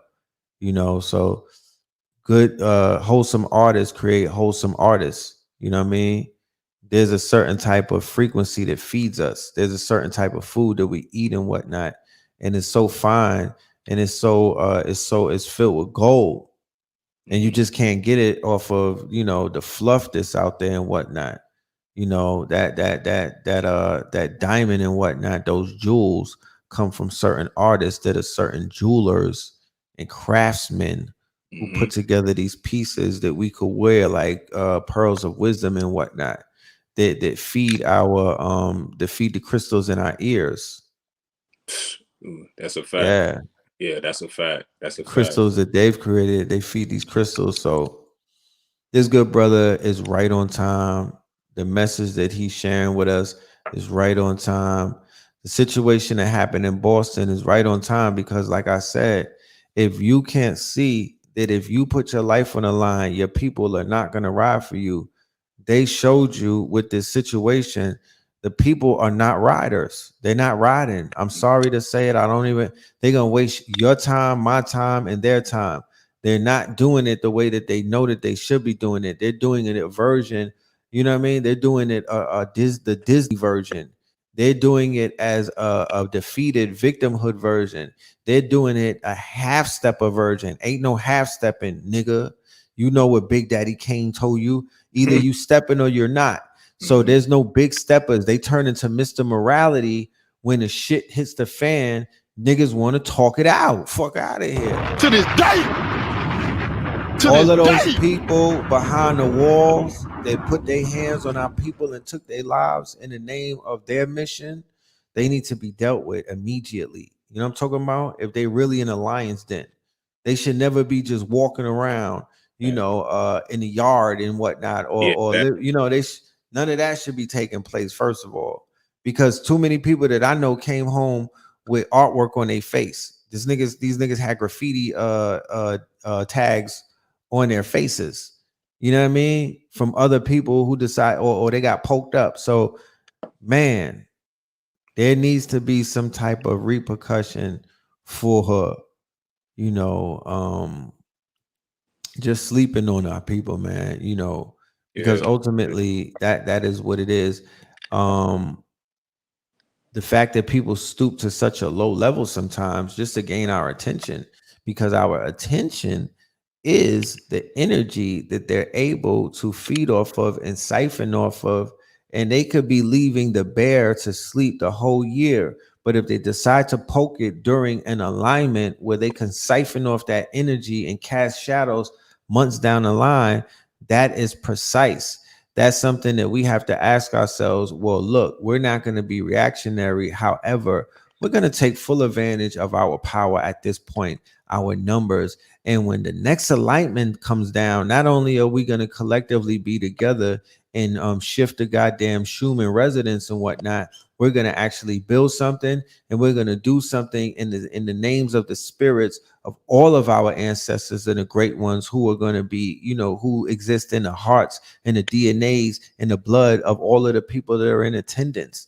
So the future is ours if we just go out and grab it, bro. Like, it ain't that serious. I real talk. I'm just saying, the people's future is separated by them and Uber, my nigga, at this point. That's a fact. If they would only pull up and be at the right place at the right time, all of this shit will, a lot of the things that they be weighed down with, it will dissipate. When I say that we all that we got and we all that we need, and the reason why we've never realized our power is because 10% of us haven't even met up yet. And for those of us who are out here meeting a lot of people, the fact that you meet thousands of people all the time, but you don't just lock it down with 100 people that you just met, there's power in that, but there's a form of developing, building foundation, creating tribe, family through experiences, through quote unquote, constantly being around each other, learning each other, being transparent in what each other needs and then working towards that. You cannot get that when I just see you once a year and we catch each other in passing or at the club, at the platinum party or at the lecture and whatnot during the break and shit like that. You know what I mean? Or twice on a vacation. None of that is effective. What is effective is that we do what's been done before. That's a fact. And again, we've grown so accustomed to just blowing smoke. We'll link up and give each other daps. You know how niggas be. It's the fake. It's the what's up. And I haven't seen you. The obligatories. Let's link. Yeah, and it never happens. It's the obligatories, bro. It's called shoot the shit. Yeah, that's obligatories. We blowing smoke. Because in the moment it's instantaneous gratification. It's that unspoken agreement that we feel each other. Yeah, we feel each other, and we can initiate that spark. But like Blue has said in the past, we can't hold the charge. Can't hold the charge. And so yeah, it's all of that, you know, and at the same time, it's a lot of trauma bonding. So it really starts with a level of not only, you know, self what's the word that I'm looking for? Uh what's the word that I'm looking for? Self-reflection, Self-reflection and self-healing, self-accountability. You know, self-accountability though. yeah, self-accountability. It not only Right. starts with that, but a level of self-love and reflection. Because we're not gonna link up with each other if we see the person on the outside of us look at us, look like us, but we still Right. have issues about our own self-identity. You know, so it's gonna be a level of resistance. And we're gonna then gravitate more to the opposite race because we see some level of comfort in that. You know, Right. we look at them as like mommy and daddy, you know, but at the same time, like we're the ones that possess all the power. So, you know, Right. like you said, the future is up for grabs, and it's not that hard with distractions like these. You know, to me, to be personally honest, like it's not even a situation where I'm reacting too much anymore. Like, and not in the sense of being Now, proactive, I know what you mean. want to retaliate, but in a sense where it's like, okay, like we seen this happen, so you know, what's the next move? You know, Right. how are we going to prevent the next situation to take place if we know that this event is happening on a major celestial level where they're aligning certain planets and making sure they body niggas, you know, when certain planets are in proximity of each other, then what are we Right. going to do when we know there's a certain alignment taking place? Are we going to start coming together and working our magic to counteract something from taking place? You know what I'm saying? Like it's a very simple understanding. We read so many books about the Haitians and about the Dogons and about the Olmecs. We read all these books and we understand how spiritual and how magical we are. But then when real life scenarios take place, we don't ever put Right. those magical practices to work in real time. So, you know, Right. that's my whole big thing, and I always preach that because again, my thing is, you know, really demonstrating our ancestors' intellectual property in real time. And Right. again, I did a whole 3-hour dissertation on Clubhouse a couple of days ago. Whew, hold on. Yeah, that was fire. That demonstration on Clubhouse was a certified classic. Yeah, man. Certified.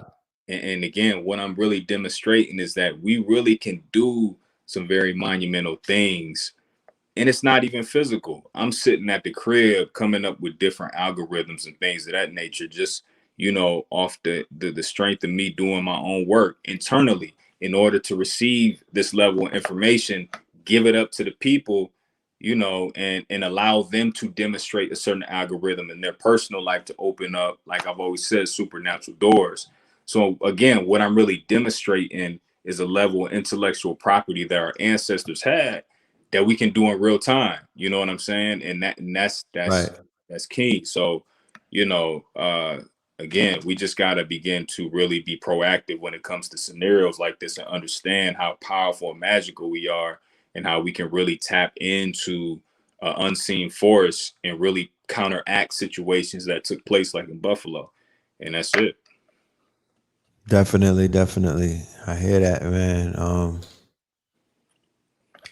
How do you feel with the Kendrick album? I know there's a lot of standout songs, right? And you're still in the stage of, you know, revisiting and absorbing the Mm-hmm. layers of it and whatnot.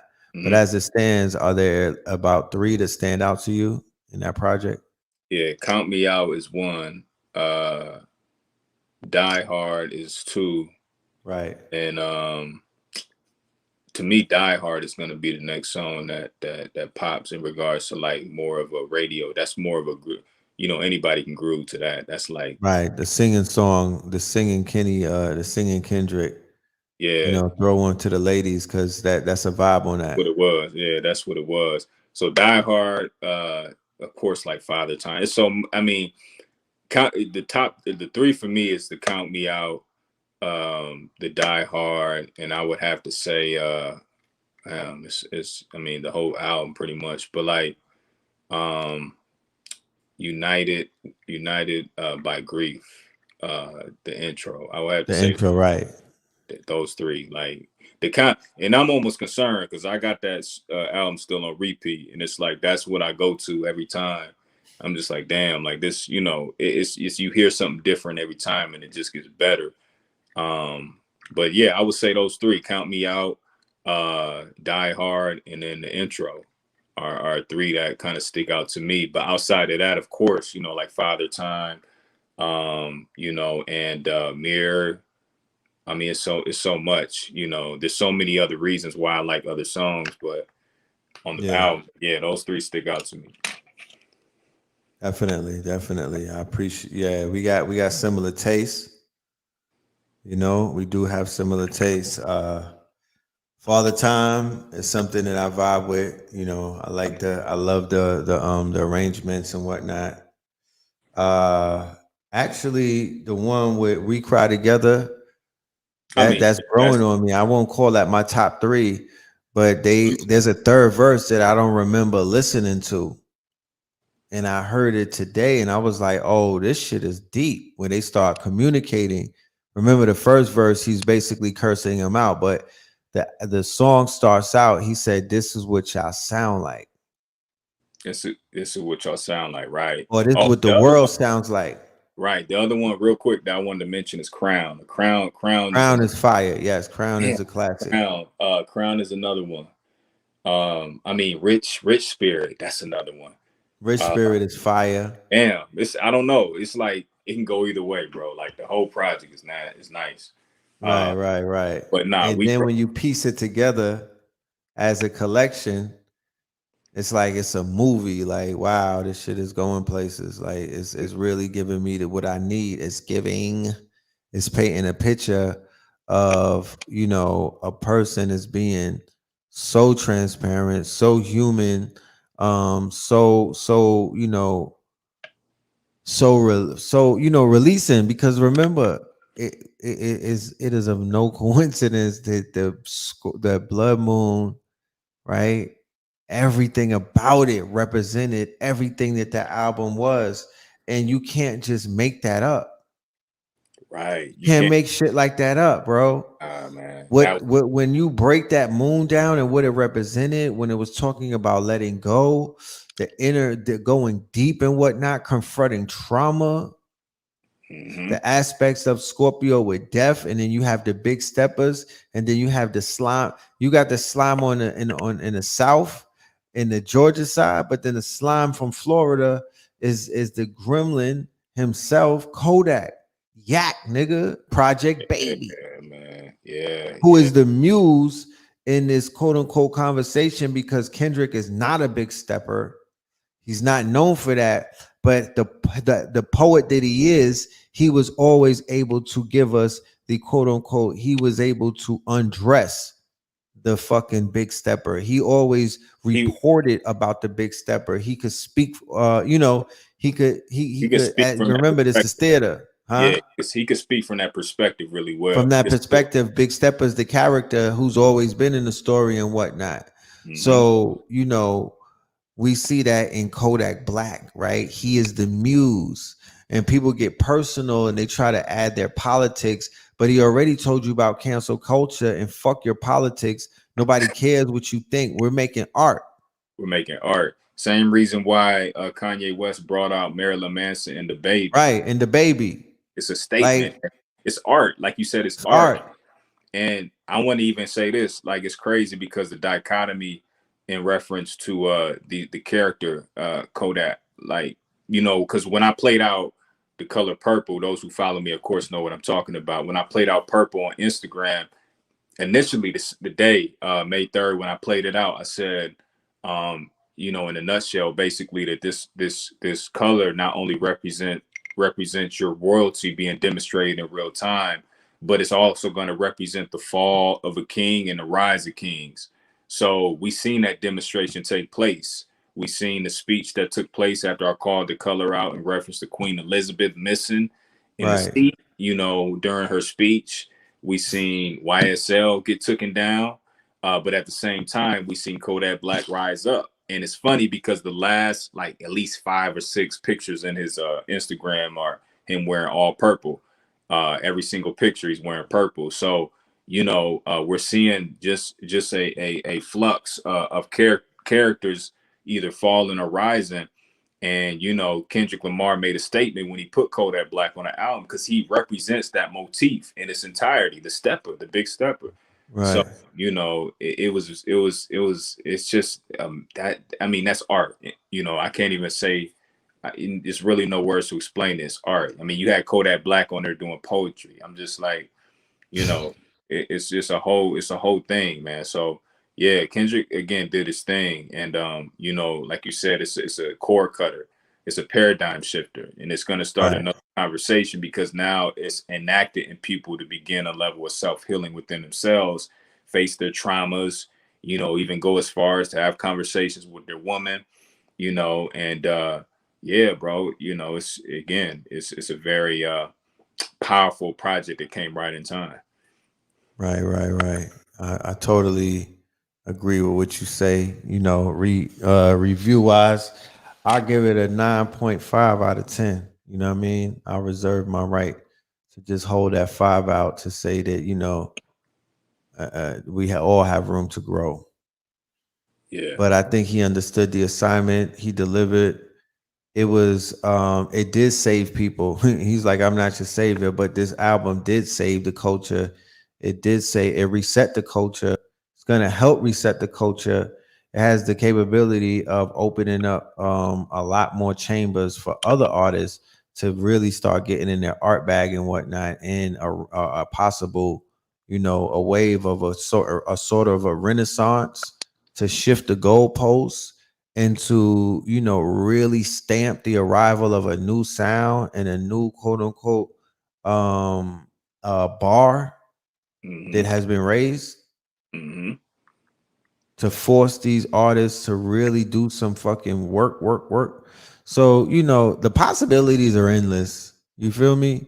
But if somebody had to say something, I'm glad the brother said it. You know what I mean? There's so many people saying so many other things. The conversation that started this year in 2022 has been the conversation that he's continuing, and that is, if you keep looking outside of yourself, you might miss the motherfucking picture, because what you think was popping on YouTube, what these lecturers and your master teachers are doing, you know what I mean, who's going to be at this place during this month and whatnot, none of that, absolutely none of that means anything outside of you. You should be working on you, and you will really be able to fare better in this whole thing. I promise you, this shit will become a cheat code, Yeah. right? And if everybody is still gossiping, they being foo-foo and whatnot, they wearing all of these masks, and I'm not talking about N95. That covered up about 5 other masks and whatnot. You know what I'm talking about? There's a lot of people wearing a lot of different masks, not being themselves, you know what I'm saying? Not tapping into who they really are, their highest potentials, you know, not looking through the black mirror. That's a fact. Yeah. And like you said, I mean, now it deals with a level of self-healing on a person because that's all it really takes. That's all it really takes. Again, we're so focused on the outside of who we are. And I've always said, like, love is self-induced. You know, love is a self-induced phenomena, meaning, you know, it's something that takes place within. And people outside of you only serve as a catalyst to stimulate that feeling to come to the surface. You know, so when you feel like, you know, the people outside of you love, is actually them being that conduit to be able to stimulate the feeling that you naturally have for yourself to bring to the conscious mind or the surface. So once you begin to embrace that love you have for yourself, naturally, you know, you'll reflect that out and attract people on that same wave or on that same frequency. Factory. So it's all about, you know, again, a level of accountability, self accountability, but at the same time working on yourself, because that's literally how you change the world. You know, and we got to stop, you know, feeling like that we got to save the world. It's really saving ourselves, and by default, saving ourselves is going to save everybody else. You know what I'm saying? And that's exactly what Kendrick showed on that project. You know, so Right.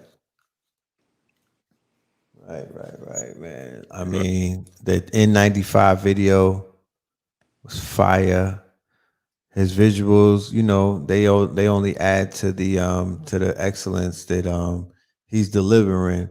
But to demonstrate how great an artist is, in these days and times of microwavable music and whatnot, you drop a project without the visuals. You let the listener Mhm. create their visuals. There's magic in that, to where they make their movie first and how Right. they want to see certain things, and in their mind's eye with the movie. You wrote the script out. Now allow my recorder, which is unique to me, shoot the movie, my nigga. You know what I mean? Let me get my So, popcorn. I'm ready. And if you could Picasso that shit, and I'm in my imagination, I'm in my metaverse, and that shit is really playing out. And God forbid my kundalini start rising, or there's a part of me, there's a fire that gets lit, mhm. or it makes me start moving and whatnot. The energy and the chi is moving. Oh nah, you hit a lick. And there's a Yeah. lot of artists that can do that, but there's a whole lot that can't. Cause sometimes the video, because I would enjoy the song more than the video, but then the video comes out and sometimes it devalues the song to me. So now when I go back and hear the song, now I got the visual of the video in my head, and it's like the song don't even sound the same no more. Yeah, that's the hit and the miss. More hits than misses, though. More hits than misses, but when it misses, It do, yeah, right? time, yeah, it changes Right. the When whole it vibe. misses, it misses. We had a podcast that interviewed us today and whatnot, and the conversation dealt with most of the things that we're talking about tonight. And they brought up the Kendrick album, and they also brought up that we think that there's going to be a resurgence of conscious music and conscious MCs and whatnot. And I was like, there's a potential for one of these MCs to arise out of the rise out of the ashes. And the highest potential for an artist to get that look is if, not if, but I like what he's doing with his label, PG Lang, because it's also a label dealing with visuals. It's a creative label, right? It's not just selling albums and shit like that. It's creating a certain type of aesthetic, Hmm. sticking to a certain type of art medium standard. Yeah, PG Lane programming language. Right, Yeah, right. That's what I mean. PG Lane. That's the label that has the potential to create an artist that maybe even like Lil Wayne is. I mean, Drake is to Lil Wayne. Somebody to Kendrick, what Drake is to Lil Wayne. A protege that may go further than him. and I feel like, yeah, that's his artist Baby King or his cousin. And it's He crazy. has potential, but I You wouldn't know, say. Yeah, you wouldn't say he does Baby King. have potential. The last project that he dropped, I was fucking with. Like I was he was too. it was dope. But yeah, like the whole aesthetics that they're creating, initially the first video that came out, they had homie sun gazing, talking to the sun. Right, So yeah, I feel like Kendrick's sidestepping to create his own movement. Yeah, that's gonna definitely be a paradigm shifter, like for real. That's gonna again bring out a whole batch of baby Kendricks, to really change the world, right, So yeah, programming language is a very, symbolic but powerful statement that he's making, when he's naming his label that, or his right. movements. Yeah. But you don't feel like Baby Keem is you don't feel like you don't feel like he's one of those yet. Not yet. Nah, Yeah. I wouldn't say yet. He got potential. Yeah, Uh yeah, yeah. he I'm open to listening, but not yet though. Yeah, nah, you could tell he got some music IQ to him, but at the same time, yeah, he's definitely not messing with Kendrick at this point. But yeah, I'm looking forward to seeing what he comes out with next, as far as Kendrick and is his whole movement. So yeah, Right, right, right. Yeah. So, the album is a classic, the visuals are on their way for more of these songs. I'm sure you'll be this thing will be in rotation for many, many months to come forward. The world tour, he'll be on world tour. I think I want to see that live. I want to experience that experience because he is a showman. He's an yeah, entertainer, and this is theater. So I'm willing to pull up to listen to some good theater, some hood theater from a thespian, a performer, and somebody who's a human being who's evolving before the eyes of his audience, right? We all evolving at our own pace. Don't get it fucked up, and don't let anybody trick you out of your bag and whatnot, out of your Birkin. We all evolving at our own pace. We all leveling up at our own pace. Comparison is a thief of joy. Never measure yourselves against somebody who you're not even, 100% sure of. Like when Elon bought Twitter and it has all those bots. You don't know anything about this person that you're perceiving. That's a part of fear as well as false expectations. Only thing that you know is you, and you don't even have 100% handle on that. No, that's real. That's real. And I Black Star did drop an album, y'all. I'm waiting to hear that too. Who did? I think we'll get the crew together and we'll dissect that as well. But they did drop an album. Who did? Black Star. Oh, okay. Most Def and Talib. Got you. Yeah, they did. Okay. It was on a yoga app though. Shit. On a yoga app? On the yoga app. It was some type of yoga release, bro. I don't know. Okay. Well, yeah, I'm gonna give it a go. But I will say this about Kendrick though. What he dropped, and I've said this, on IG, it's a little piece to what he's really developing, because Kendrick is writing the whole book, like per se, like, and not physically like a book. He may drop a book, but like this is just a piece of a chapter in his story that he's actually writing. So, I'm definitely expecting, more music as far as like project wise to release. And we'll see that demonstration in the videos, because that'll foreshadow what he has coming. But Mr. Morale and the Big Stepper is just like a chapter in the whole book that he's developing. And I'm saying that just off of solely just kind of understanding, symbolically what's taking place. And like I said, you'll see that demonstration in the videos. But, at the end of the day, I think we both agree that was a classic project. Right. And Silent Hill is another one that just came to my mind too. Silent Hill is fire. Him and Kodak went crazy. And the fact that he named it Silent, because Kodak's group is, the snipers. And they got the sniper on the beat. The snipers on the beat. Yeah. That's like a video game. Remember Contra or them shit you be playing? You be hearing them in the background like, and you get sniped. The sniper gang on a beat. That shit was crazy. That was bad. Yeah, everything was strategic. So, classic project. Soundwave. That's the producer's name. Get familiar with that, y'all. Soundwave. Producers who be sending me sounds and whatnot. Why don't you go and listen to Soundwave for me? And I would love somebody who could pull up that is like a Soundwave or what's the name? Flying Lotus. Yeah. I need sound beds like that. Now, honorable mention, because we're gonna have to do a review on this album, the whole album, and give it about an hour or an hour and a half.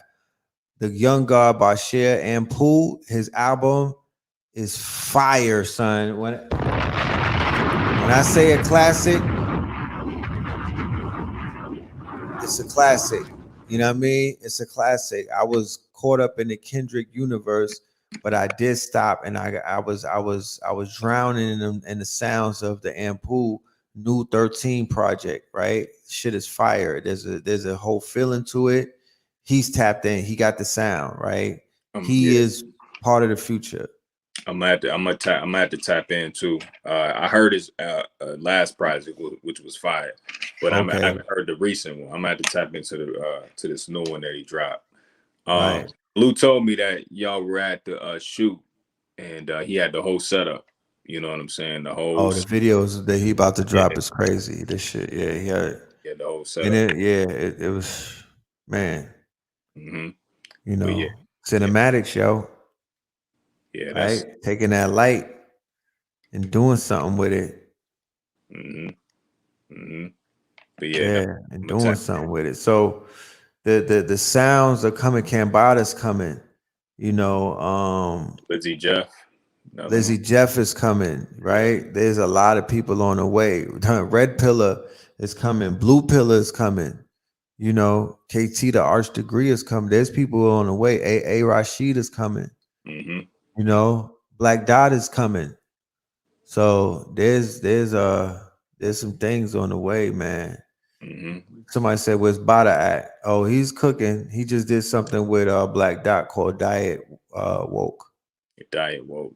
Okay. Diet Woke. Yeah. Cam is coming. Don't worry about that. He on the way. Cam about it. Yeah. Shout out. Yeah, man. I wish I could play the album. You know what I mean? I wish I could, you know, share some of the vocals and shit like that, so we could break down some of these lyrics. But we'll find a way to do some things in the near future. And, you know, all is not lost. Yeah, no, we're gonna build on that project probably for the rest of the year. I mean, just off of using that as an analogy for everything that's happening in the world. Because, like I said, as we continue to listen to that project, and you know, time goes on throughout the year, there's gonna be a lot of analogies to piggyback off that, or veggie back rather off that project. So we're gonna be using that project for an example for the rest of the year. Modern art, right? And that's how art's supposed to really be. It's organic. It lives, not just on the first week sales, and that's fugazi shit. It's a living work of art. So as you live with it, it grows. Like my projects, if you live, Scorpion King has a spirit to it where it's a living project. The Red Summer is a living project. You know what I mean? Like it has that energy to it. So I can attest to that. That's a fact. No doubt. That's a fact. So, you know, as artists, you know, that's something that, you know, is, to me, that's one of the highest expressions. And I'm like, I rally behind art, good art, and I speak favorably to it because there's nothing better than I could share with the people. You feel me? There's nothing better that I could pass on than it would be the word of some good art, some word of mouth of a musician or an artist that can help change your life with the things that they're creating. Yeah, and that's what it's all about. So yeah, like we said, family, you know, we'll be using that project for the rest of the year to dissect, because I want to get into the lyrics and everything. So, you know, we'll talk about it. Yeah, I've been reading the lyrics myself too. Yeah, I was. I'm catching all of the haikus and the double and triple entendres. Yeah, you know, the pen is back. You feel me? The pen is back. Pen is back until we say further. You know, the mumble is taking a pause for a moment, and the pen is back. Real rap is back. Right. Red Summer 22. We're gonna give you the science now. Now that you got the understanding of what's going on the imagination realm, where we create and we become that which we want to become. Now it's time to get the science, so you could get the lexicon. By getting the lexicon, you get the nomenclature. By getting the nomenclature, you get the etymology, the meaning, and the feeling of these words. You expand your vocabulary. You expand your mind. You expand your mind. You expand your vision. You expand your vision as an artist, rapper artist, as a creative artist, as anybody who's a thought leader or a good thinker, right? This brother is here to feed our minds. Coming up in a few days, right? This good brother will be with us at www.ktl University through Zoom, of course, online class. This is the third one. Each one of our classes have been growing in attendance, and everybody is pleased at the information that they're getting, that they consider to be thousands of dollars of worth of information in real time that this brother is delivering.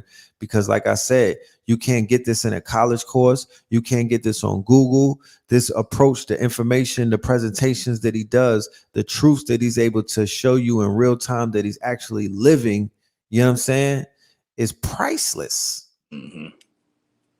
It's priceless. So prophetic remedies and celestial divinity. Can you just give them a word about what they have to look forward to on Saturday, May 28th, my good brother? Yeah, you know, basically what I'm going to do is lay out you know, the prophetic, experiences that I've had in reference to what was going on in the world, and pretty much lay that out for the family. You know, because those who've been following me for a minute know, you know, I've been cataloging everything that's been taking place, whether it was information about solar flares, whether it was information about, different artists, and juxtaposing that to, mythological stories.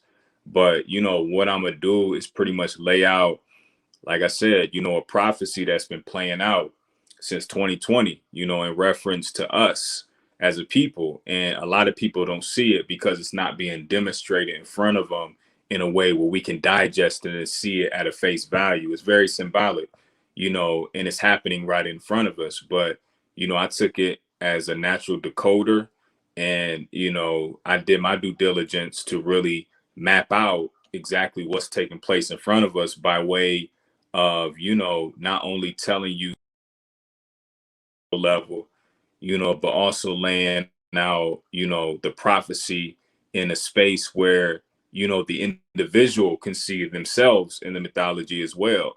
Because as I've always said, we embody forces of nature that we can't physically see. So when we're talking about Asar, when we're talking about, Aset, we're talking about deities, that exists in reference to energy. And once we begin to live a certain lifestyle, and we then begin to claim to be teachers or scholars and things of that nature, we actually embody these archetypes, and we begin to live out a script in our personal lives, that the ancestors have ordained for us, and once we really begin to embody that assignment and begin to live it out intentionally, there is going to be a level of, not only alliance, but, a level of power that we're going to naturally inherit by doing that. Again, our ancestors have ordained us to really live out a specific purpose, in this physical reality. And if I can do my best to kind of lay out the prophecy that has been playing out and help you see yourself in it, then that'll allow you to basically take on the job that the ancestors have given us, the assignment that the ancestors have given us, and really begin to work towards that, So that's what I'm gonna do. And I'm gonna also go into the body as well, because I feel like equipping the mind with the necessary tools and know how the body works is gonna give you your symbiotic relationship and knowing on how you're connected to these celestial bodies, but also to, the outside reality that we exist in and we can naturally manipulate in real time. And again, I demonstrate that all the time on IG through the algorithm. So Right. That's what I'm gonna give to the family. So, it's $1 million worth of game, to be quite honest with you. I mean, it's, but at the same time, it's pivotal for our people to really get this work. And I'm giving it to them from a very scientific lens. And that's the type of language that we got to begin to speak. So, that's what they're gonna get. Yes, brother. I appreciate you for keeping it. To this day. To this day. Appreciate you. You know what I mean? There's it's almost like being in the gym and be able to have a 7-foot vertical and whatnot and do a certain type of dunk from a certain line, because you'll come to realize that everybody can't do that. We could all dunk, of course, but everybody can't jump from that line like that. Everybody they don't have a 7-foot vertical. Right. So the gifts that you have, I'm very, very, I sleep good at night knowing that I'm introducing you to my network and you are rising the levels of their lexicon, of their consciousness, of their understanding of the fact that some people may have been intimidated with high science and whatnot. And you came and you made them feel like this is something that is our birthright, right? And people are benefiting off of it because this is not just a craft and whatnot that you pick up. This is a skill set. Mm-hmm. This is a skill set, and this is a superpower, and this activates for real, for real. You know what I'm talking about? So people are not just benefiting off of hearing the information. Their lives are literally changing. So I just want to say salute to you for that. You know what I mean? I've seen it in real time. You've seen it in real time. We're seeing you demonstrate on your Instagram channel real life magic in real time. People talking fact. about they doing magic and whatnot. The magic that he's doing is he's able to see into the future and whatnot, or he's able to speak to the quantum. He's able to understand the language of the quantum universe, and he doesn't. He has confidence to put it out there and to put his reputation and his name on the line in a day and age where in the trust economy, they'll ignore all of the 50 times that he got it right, and raise a funk when he gets it wrong one time and try to crucify you. And like I said, the true transcendence takes place when you can really demonstrate yourself in real time by putting yourself in public, because literally you're putting yourself on the cross to be scrutinized. Right. But if you can demonstrate, but if you can demonstrate consistently that you're doing something and you do it again over and over and over and you hit, right, now you're working off the grid of the collective conscious, because now every time, say I put something out, it's like, yeah, ALKEBULAN's going to hit. So subconsciously, it's not only me now playing out, it's hundreds of people also playing out, just buying in, not only to the level of confidence that I'm demonstrating, but now they're feeding off of the energy that I'm delivering. And thus it's a massive movement. So by default, it has no choice but to play out through the world, because now it's hundreds of people also doing it as well. So that's what I'm showcasing. We all have the intent. We all have the magic and the willpower to really change things literally overnight. And that's what I'm demonstrating with the algorithms, brother. I mean, it's like I said, I'm just bringing a high level science back that we all can tap into. And first I got to lay it out, in reference to the science that I'm involved in, and then just kind of work up from there. But it's and again, people relate to me more. I wouldn't say more per se, but people relate to me as opposed to people who are scientifically inclined, these professors and everything like that, because I'm mad regular, so I came into the conscious community, quote unquote, the same way I was before I got in. You know what I'm saying? I haven't changed, but at the same time, I'm doing some very phenomenal stuff that is different and coming from a scientific lens, but I look just like the regular, the homie down the street. So, again, class is May 28th. That's what I'm gonna be demonstrating. That's what I'm gonna be giving up. And yeah, we're just gonna have an amazing build, me and Red. Yes, we are. And just wait and see. I mean, the same way you call colors and numbers. When I do my flyers and I make my titles and whatnot, and we start pushing it out there, we see the universe respond, right? The fact, yeah. I went from doing a lecture or a workshop on precious metals like gold and silver, rhodium and palladium and whatnot, and told people to put your money in that and protect it real quick. You know what I mean? Let me put you in a game to what's going on with this solid. The real pegged economy is the precious metals, right? That's the real pegged. Put your money on that. We put it on that, then boom. We said the next lecture that was coming up, the evolution will be digitized. Then all of a sudden, crypto started taking a dive and doing what it does. But we also showed that that's a beautiful thing, because now it gets you in a position to where you could go shopping, whereas you didn't have the ability to go shopping in the bear market. So now this gives you the ability. It's really just a reset. So the new group of people, remember in Squid Games? Yeah. When he was about to get on the plane, but another class started. Yeah.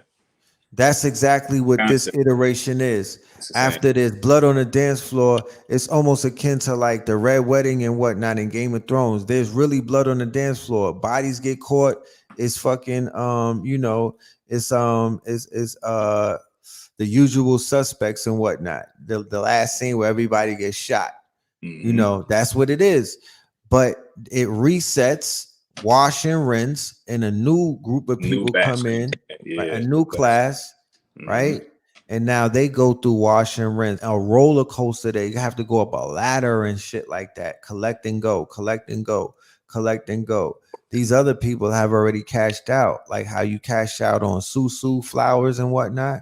The cash out is the run on the bank. The run on the bank is the shit dropping and whatnot, because people are selling off their assets. That's a fact. And then they're selling off their assets and they're getting metals and whatnot. So it's just it's a game of symbol literacy that I love to play. I love to listen, and I love to respond, and I love my love language is allowing the universe to speak to me, to let me know that I'm on a path and whatnot.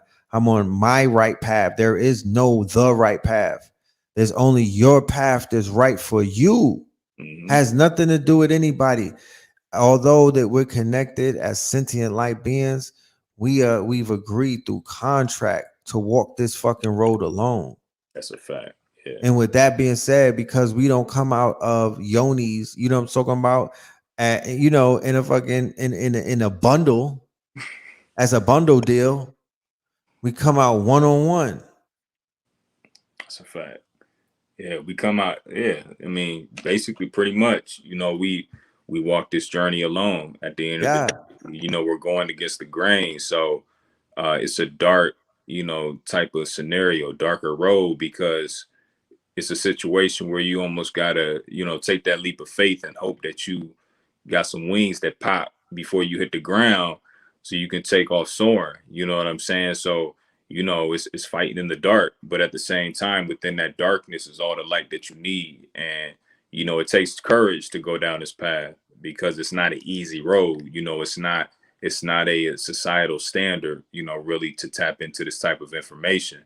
So, you know, these episodes, these lectures are going to go down in history, you know, because quite frankly, they're paradigm shifters. And, you know, like my brother Red said, you know, the fact that he had a conversation about, you know, gold and silver, and then to actually see something be manipulated in society in reference to that, you know, all we're doing is speaking things into existence and watching the universe respond. And that's the type of magic that we got, you know what I'm saying? And that's the type of magic that we all got. So, you know, we're going to continue to keep cooking and doing our due diligence and our service for the people, and hope that they respond and, you know, be proactive. Word. So we got about 400 people in the building, right? What I want y'all to do is to go to Notaledge University and get your tickets. You dig what I'm saying? The first people, I believe it's the first 44 that get the tickets, you are going to receive this free. This is going to come along with it. This is part of the bundle that's on the website. You'll get the free African Science of Free Energy, the Soulmatic, and the Illest to Bring the Static. That right there is our first class, right? That's a legendary. That's our first class together. It's already a classic. The brother dropped some information that even the students, if y'all already was in class for that live, I'm personally encouraging y'all to revisit that, go back to that and check that out and whatnot. So this upcoming class that we have on Saturday, the 28th, Prophetic Remedies and Celestial Divinity, all right? It is on KTLUniversity.com. Go and get your tickets. We will see you in the building. We appreciate love everybody who tapped in with us on this late night session and whatnot, this nocturnal session that we have, you know, this Owls edition. But there's a conversation that we just started and we're not even finished with it. Let's just say that this is part one of the Kendrick thought piece of his current masterpiece that we both agreed is a masterpiece. We'll be reviewing other works of arts only if you don't have to worry. You don't have to say, and the verdict is, if we talk about it, it's a masterpiece. That's how that's going to work, because I don't have time to wait. If you show up with an album, it's already a masterpiece. So let's just raise the value. Let's keep the value at that. You know what I mean? Right. You don't got to worry about if this shit is counterfeit or if it came from Canal. If you see it with us, it's the original copy. It's a masterpiece. It's a work of art. And we are going to explain why it is a work of art. And we'll be able to have that conversation, and with the hopes that somebody comes across this who wasn't even interested, don't even know who the artist is, but because of what you hear, your curiosity says, I want to become a fan. You know what I mean? And you tap in and you become a new fan. Touchdown. That's a fact. You know, because it's really not about the people who know Kendrick's music and heard the album. This really is to the person that didn't hear it and may need to hear it. You feel me? They may need to drop their guards and whatnot and put some of their biases away and just go tap into some art and not be biased about it. The same way when y'all on ABC, CBS, Fox, HBO, and you're watching the fantasy come from the Hollywood with the soap operas and the reality shows and all of these sitcoms and these TV shows, but you're wild judgmental about the black youth and whatnot because that's your grandsons or your grandchildren or or you might be older than them and whatnot. But you don't have no problem watching everything on Netflix that has to do with that life. Right. And like you said, this album isn't for necessarily the Kendrick fans. You know, he's again touching a whole different demographic when it comes to, you know, not only the emotional body, but just people in general, you know, struggling with a you know, a level of self reflection, you know, issues just in general. Right. So, you know, this music is going to move through the grapevines, and people who are unfamiliar with Kendrick Lamar is going to tap in and get some healing as well. So, like you said, this is only part one of this conversation with the project. It's going to be heavily nominated. It'll grab awards, and that'll even bring more people on board to open up and to listen. And some of the younger generation who didn't see the genius in it because they're young, they have a great opportunity to absorb this years from now because the message is timeless, art is timeless, the music is timeless. That's the idea, to create music or to create art that will live through the times based off of some of the things that you talk about that's not finite, right? What's the difference between this and the other projects that we see? There's finite and there's fantasy, and they're not dealing with they're not conceptualizing the quote unquote narrative and the storyline. They're just spitting bars that they're attached to a hook. Right. It's hook driven, it's radio driven. That's why they're where's the radio hits? That goes to show you that this is a play. It's a play. That goes to show you that this is something different than a studio album and whatnot. This is a work of art that he has, that he crafted like an album, but it's really a theater piece. It's a thought piece, but it's really in theater and whatnot. Different flows on different songs. He has different, you know, he's channeling his different Kendrick flows and whatnot. The soundscape is crazy. There's people humming where the drum should be. You dig what I'm saying? There's all kind of music underneath the music. If almost every track has music underneath the music, if you really listen to it, I'm in the car like, oh shit, I didn't even realize that, bro. This shit got music underneath the music, and then there's some music underneath that. Yeah, and I'm so strategic even to listening to it, to where when the beat comes in and then I'm waiting for him to come in when he's supposed to, but then he'll come like 2 seconds later. I'm like, oh shit, like that was strategic. Like he missed it where he was supposed to come in at, but then came in like 2 or 3 seconds later. It's a specific song he did that too, and I'm trying to remember. I heard that. Yep, he bodied that flow. Yeah, I heard that. Yeah, I want to say that was the intro maybe, where he just started tap dancing. It might have been an intro to the second side intro song. It might have been, but he came in like mad late, and I'm like, oh, he missed the drop. Like, but then he came. I'm like, oh shit, like that. He was able to ride it. Yeah, that was calculated, you know. But yeah, he demonstrated a lot, man, with this. So, you know, we're gonna continue to keep talking about it. You know, he's gonna drop visuals to it, so we even gonna get into the visuals. And yeah, it's a theater piece. It's a therapeutic project. You know, he's having a conversation with his woman. You know, yeah, you know, it's therapy. He's like, that's the conversation that the world is having with the male and a female dynamic. It's not even, he's using him and her as the muse. She's the actor from the movie Boogie.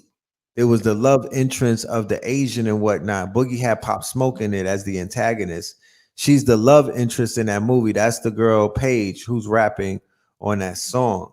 I said she's in straight theater, and she's in her role. She's in her bag, but she's completely method.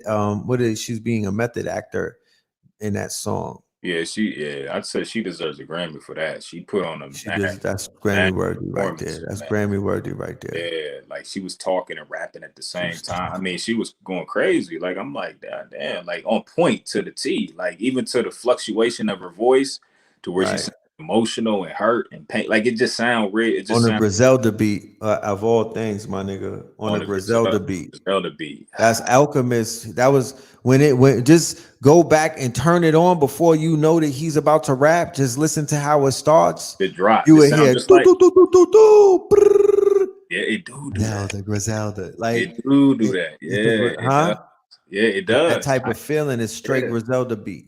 It does, yeah. And it got that dark, gritty, vibe to it. The Alchemist vibe, it got that.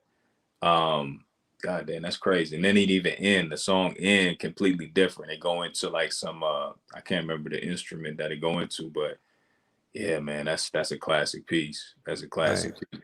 And then there's a bevy of songs that have the beat breakdowns. That's the new shit, right? Travis Scott and them do it. It's the 2 beats in one, right?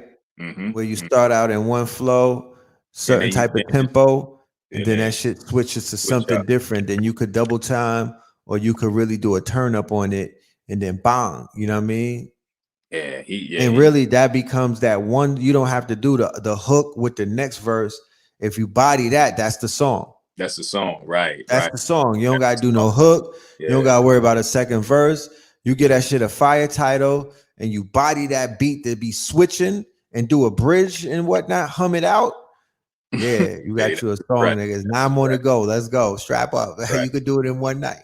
Yeah. And again, because I promise you, that's gonna be one of my feats and whatnot as we move forward and I perfect my craft. Is gonna be the 1-day album and whatnot.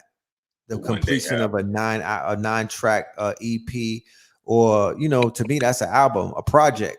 I'm just doing projects at the end of the day. It could be 3 songs or 30 and whatnot, but I'm gonna perfect the craft to the point where I'll be able to master a whole project in a day. You know what I mean? Like how you do a fast. I might do it in a fast though. I might do a God Body album. 5 days on the fast where I'm channeling, and on the 5th day, you'll see the progression in the flow state, right? You'll see how I really tap in, because men lie, women lie, neck and wrist don't lie. Neck and wrist don't lie. That's a fact. You could say that you on your God Body shit, but if you really on your God Body shit, it'll come out in your flow state. You'll put together a fucking classic. And on the 5th day, you could start writing on the 1st day. By the 5th, everything gotta be off the cabeza. Off the top, off the medulla, everything got to be off the medusa. And see, that's the most natural way to do it. You want to tap into that flow state, because I've experienced all of that. You know what I'm saying? So that tapping in and doing it in a day. I mean, did some shit where I slow time down, bro.